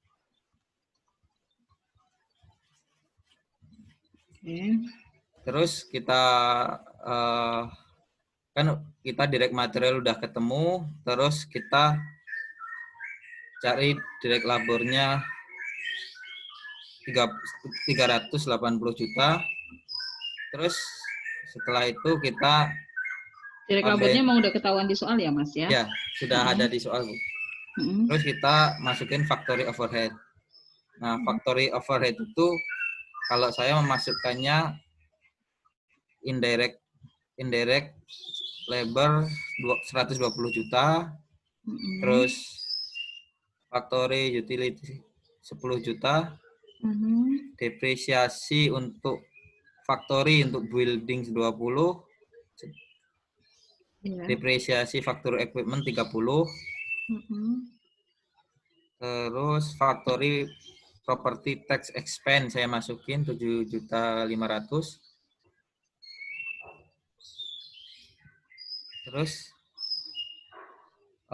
saya masukin lagi other expense pada factory. Terus saya masukin lagi maintenance repair expense. Terus sama factory insurance expense. Jadi total overhead-nya adalah 282.500.000. Sebentar, saya coba ini dulu. Ini yang paling meragukan kita adalah maintenance and repair expense ya sebenarnya teman-teman semua ya. Yang lain saya pikir sudah aman karena ada menggunakan kata factory semuanya kan. Untuk khusus maintenance and repair expense ini yang tidak ada kata factory ya. Cuma asumsinya di sini berarti karena ini adalah maintenance adanya di pabrik gitu kan, sehingga Mas Hafid di sini memasukkan sebagai factory overhead. Gitu ya Mas ya? Iya Bu. Oke, silahkan lanjut. Berarti kan overhead overhead-nya ya. Terus total manufacturing cost incurred adalah kita tambahin aja yang direct material, labor sama overhead. Itu 745 juta. Terus kita tambahin lagi ke WIP kan total manufacturing cost-nya 775 juta. Kita tambahin tadi yang 30 itu Bu di beginning WIP dikurangi sama WIP akhir 60 juta sehingga cost of good manufacture 715. Itu ketemu cost of good manufacture-nya ya 715. Berikutnya perintah berikutnya adalah income statement-nya. Di income statement kita ada sales sebesar 1.800.000.000. Nah, kita habis itu kita nyari COGS. COGS kita ada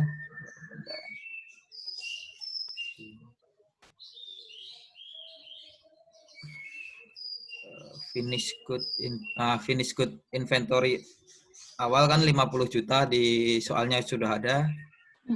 Kita tambahin cost of good manufacture yang didapatkan dari perhitungan sebelumnya sehingga ketemu nih cost of finished good available for sale.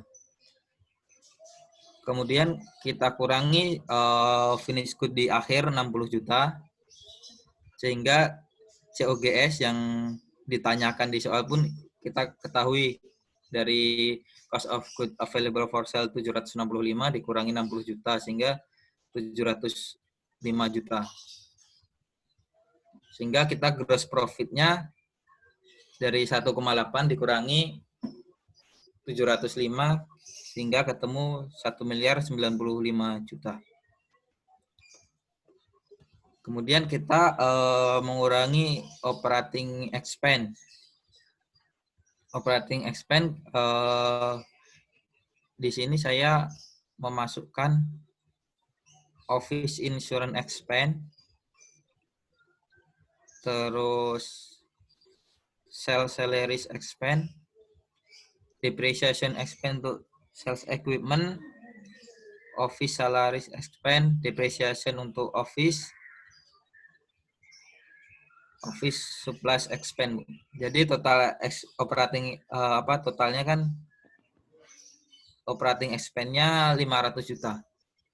Sehingga ketemu net income-nya 595 juta. Oke, berarti net income-nya 595. Ini Anda sudah di luar kepala sebenarnya kalau untuk soal 4 ini ya. Makanya di ujian besok pun justru diberikan porsinya tidak terlalu besar gitu ya. Jadi porsinya hanya 15% di ujian besok. Kalau di sini kita masih 20% ya, 20 ya. Nilainya adalah maksimal 20. Ada pertanyaan teman-teman terkait dengan soal yang sudah kita Izin bahas? stop share ya, Bu? Ya, silahkan.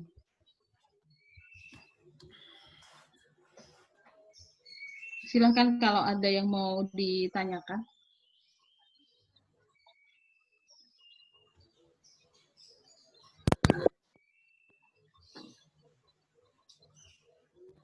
Tanya, Bu. Yang mana nih?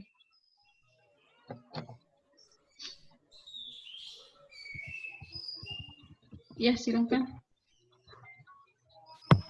Mas, Bu, mau tanya tapi di luar soal itu boleh, Bu? Boleh, boleh. Misal pada cash flow, Bu, ada akun share investment yang jenis trading, itu nanti masuknya ke aktivitas yang operasi atau investasi. Share investment jenis trading ya. Iya, Bu. Kemudian satu lagi, Bu.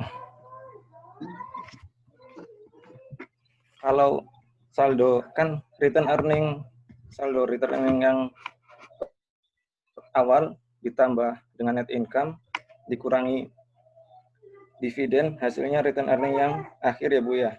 Betul. Kalau ternyata hasilnya masih kurang dari return akhir, maksudnya return akhirnya tuh lebih gede, itu kira-kira akun apa yang menyebabkan pertambahan itu ya, Bu? Cek apakah semua dividen yang diumumkan sudah dibayar. Jadi cek dengan yang Ini returning ya, karena kita menghitung cash flow kan Mas, bisa jadi bahwa semua dividen yang diumumkan itu belum semuanya dibayar. Tapi kalau dari akun returningnya sebenarnya sih nggak ngaruh ya, kecuali kita menggunakan metode langsung dan yang ditanya adalah berapa dividen yang dibayarkan. Kalau returning yang mempengaruhi itu hanya laba atau rugi, kemudian bisa jadi cek di dalam soal itu apakah ada penjualan treasury yang sampai mengurangi returning. Gitu. Karena kita tahu bahwa returning kan kalau misalnya bertambah itu masuknya ke premiumnya, tetapi kalau premiumnya habis kemudian akan mengurangi returning. Tapi tadi kasusnya malah lebih besar ininya ya Mas ya. Lebih besar yang akhir ya?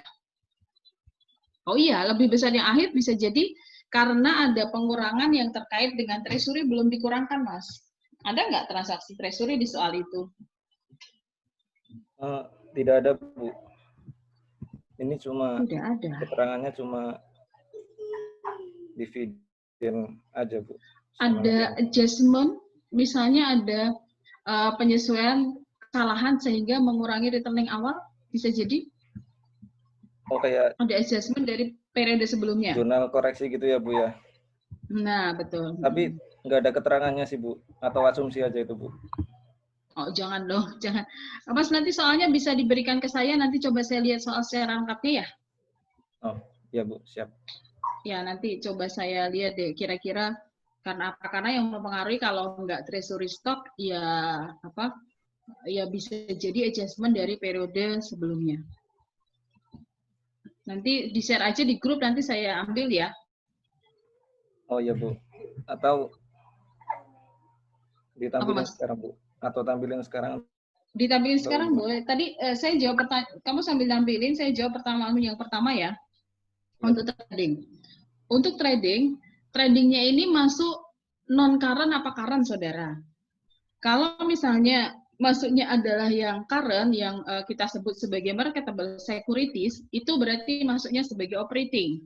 Tetapi kalau trading yang dimaksud di sini, kamu sambil share nggak apa-apa, Mas? Kamu sambil. Nah, kalau yang dimaksud trading di sini adalah jenis obligasi, jenis investmentnya, tetapi dia adalah investasi jangka panjang, ya tetap masuknya ke investasi. Gitu. Oh, ini soal dari buku dong, Mas? Enggak tahu, Bu. Dapat dari teman, Bu. Dari ini, Tentir.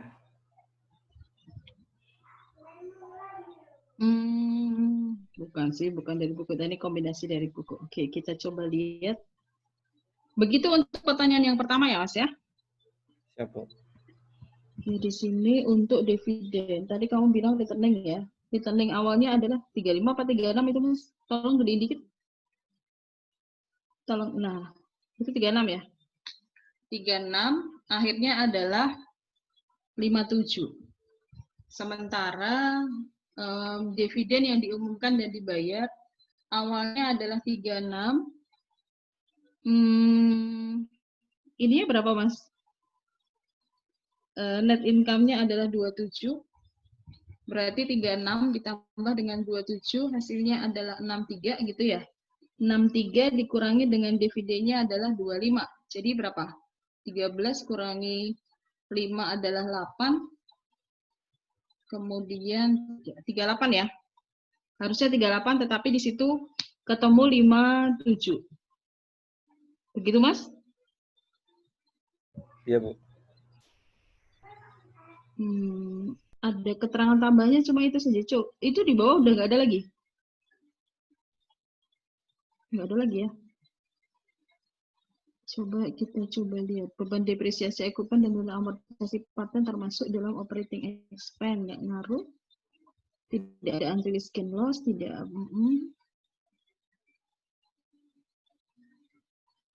Kok tidak ada informasi yang mengarah ke sana sama sekali? Short term investment trading tidak. Prepaid investmentnya. Long term.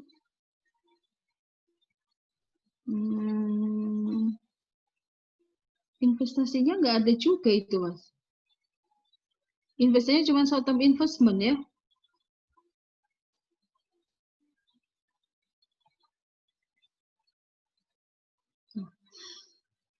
Karena tidak ada informasi tambahan juga, coba kita cek untuk income statement-nya, sales revenue, gross profit, operating income from operation, income tax before.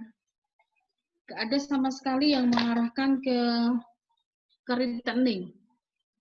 Kalau dari saya kurang tahu apakah ini kemudian salah soal atau informasi tambahannya yang kurang. Jadi seperti yang saya sampaikan tadi, yang mempengaruhi returning kita tahu laba atau rugi, kemudian dividen, kemudian ada treasury stock, dan koreksi dari periode sebelumnya. Tetapi kalau dari soal ini saya tidak bisa menganalisis, itu kira-kira selisihnya ada di mana. Mungkin teman-teman sudah ada yang mengerjakan soal ini dan ketemu di mana? Bisa kita sharing di sini? Saya coba foto aja deh. Oh, saya print screen biar saya nanti. Tapi kayaknya sih nggak ada info terkait dengan itu loh. Silakan yang lain kalau memberi masukan. Gimana teman-teman? Jadi soal yang di-share sama Mas Yuhri ini, saya tidak menemukan alasan perbedaan dari seharusnya 38 ke 57. Mungkin teman-teman ada yang sudah menemukan. Belum?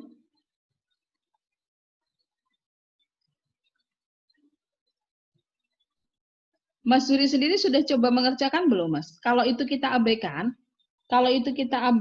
apakah kemudian hasilnya sama, itu kan selisihnya adalah 3.000 ya? Kalau informasi perubahan di dalam returning itu kita abaikan, itu apakah hasil cash flow-nya 3.000?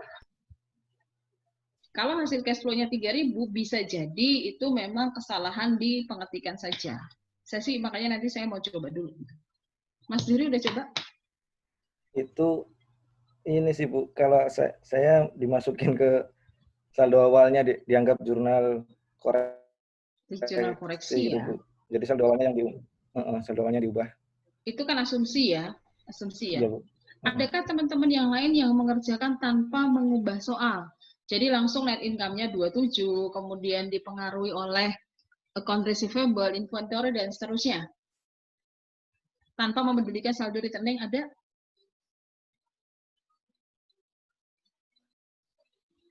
Belum. Ya sudah, kalau belum ini PR bagi saya, nanti saya coba kerjakan seperti apa, nanti hasilnya saya share di grup saja. Gitu ya Mas ya. Karena kalau lihat soal ini, kalau lihat soal secara umum tidak ada informasi yang tadi Mas Zuhri lakukan terkait dengan koreksi dan seterusnya, itu tidak ada informasi tambahan di sini. Kemungkinan bisa salah ketik atau kurang di informasi tambahannya. Begitu dulu ya teman-teman, karena saya harus coba mengerjakan menggunakan angka terlebih dahulu. Ini nggak ngecas ini saya. Laptop saya. Ya silahkan, ada lagi selain yang ini PR saya dulu. Izin stop screen ya Bu ya. Ya silahkan.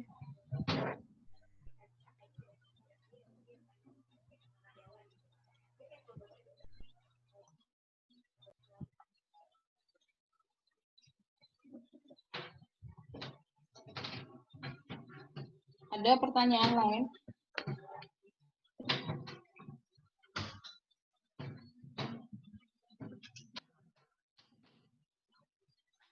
Sudah siap ujian semuanya?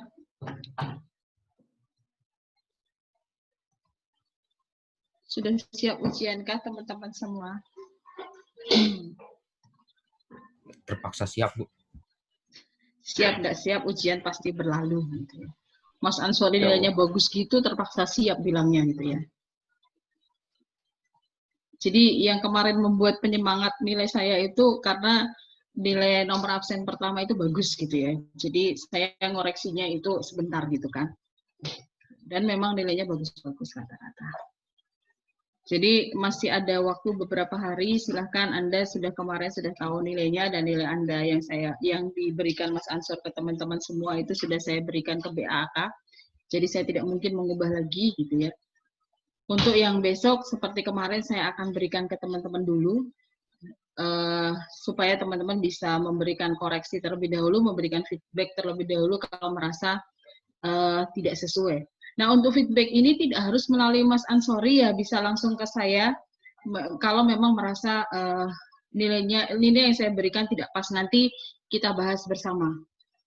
Seperti kemarin sebenarnya Mas Ansori juga sudah konfirmasi ke saya, Bu, untuk nilai ini apakah benar, kemudian saya berikan beberapa alasan gitu ya Mas Ansori, ya ini seperti ini. Nah, kalau terkait dengan nilai ini, mahasiswa bisa langsung konfirmasi ke saya ya, tidak harus ke PIC kalau memang merasa nilainya tidak pas, seperti itu. Baik teman-teman, saya punya PR ke Anda dan Anda juga punya PR ke saya gitu ya. Jadi ini sama-sama kita punya PR di akhir pertemuan ini gitu ya. Gak terasa ternyata, loh ini kok ada 41 jumlah mahasiswanya sekarang. Kok malah nambah itu? Apa Mbak Febri sudah bisa gabung? Kok 41? Ada yang pakai 2 barangkali ya. Nah, di akhir pertemuan ini kita benar-benar ketemu di kelas virtual saja, tidak pernah kita ketemu di kelas, benar-benar di kelas gitu ya. Semoga apa yang saya berikan ini bisa teman-teman terima dengan baik karena kelasnya kelas virtual gitu ya. Walaupun perkuliahan kita selesai sampai di sini, ketika nanti Anda belajar untuk ujian kemudian menemukan hal-hal yang membutuhkan diskusi dengan saya, silahkan saja. Saya tidak menutup kelas ini sampai di sini sebenarnya ya. Jadi kita belajar bisa sampai kapanpun. Jadi kalaupun nanti Anda mau terkait dengan akuntansi, ada yang mau ditanyakan ke saya, baik akuntansi keuangan maupun akuntansi biaya atau yang lainnya, akuntansi pemerintah barangkali, itu silakan saja. Saya harapkan walaupun kita selesai sampai di sini, silaturahminya tetap masih bisa berlanjut gitu sih ya. Akhirnya di akhir pertemuan ini saya mohon maaf kalau tidak bisa memberikan sesuai dengan harapan dari teman-teman semua, tidak maksimal dalam memberikan bimbingan di kelas virtual ini gitu ya. Itu saja dari saya, barangkali sukses buat teman-teman semuanya. Nanti semoga nilainya benar-benar sesuai dengan harapan dan usaha dari teman-teman semuanya.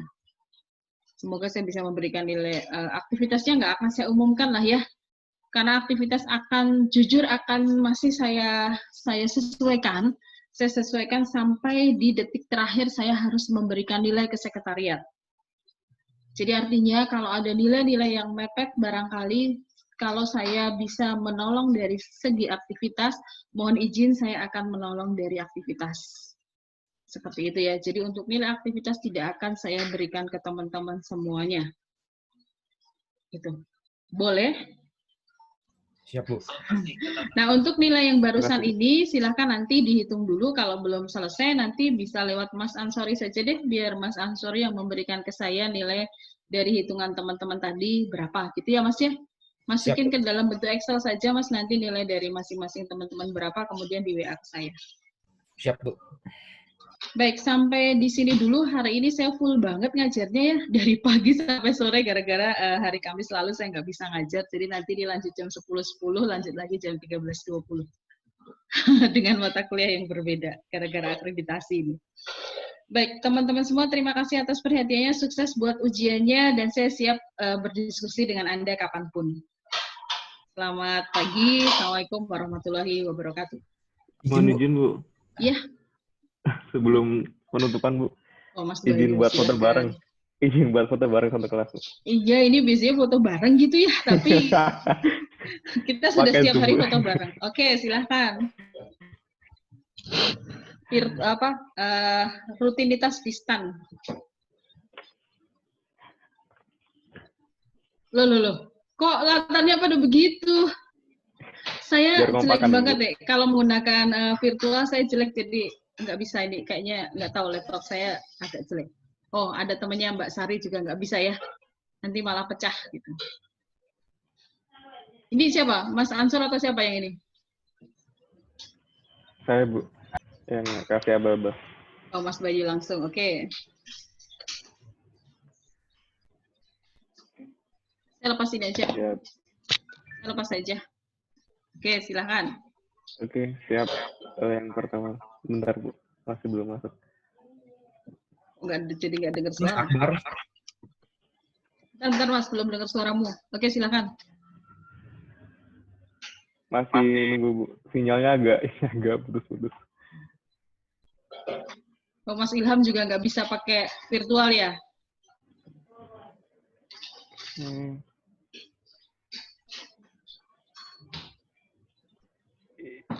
Oke, tinggal satu orang.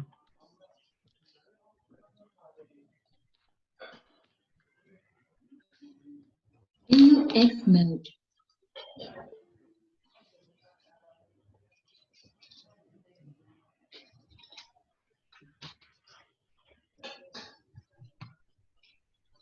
Iki udah ya, Iki ya? Oh, udah, siap. Oke. Yang slide pertama, 1, 2, 3.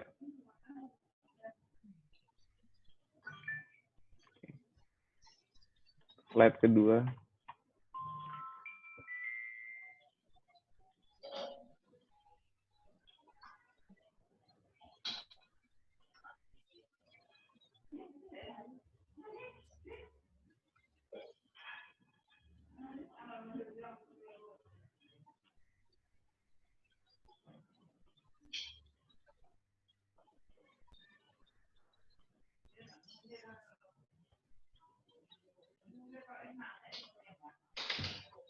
Mohon maaf sebentar, masih belum masuk 3 orang.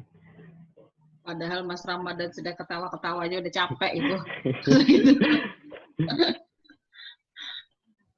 Aduh, Mas Lot ini luar biasa kalau ketemu di kelas dengan rambut seperti ini, luar biasa ya. Gak berani kayaknya kalau di kampus kayak gini gitu ya. Siap, udah muncul semua ya. Persiapan 1, 2, 3. Oke, terima kasih Bu, udah selesai. Baik, Bu. Sama-sama sukses buat semuanya ya. Amin, makasih banyak Bu. Makasih ya Bu. Terima kasih Bu. Saya nunggu Mas Ansori N aja deh, nggak tega ini mau live gitu ya. Mohon izin Bu,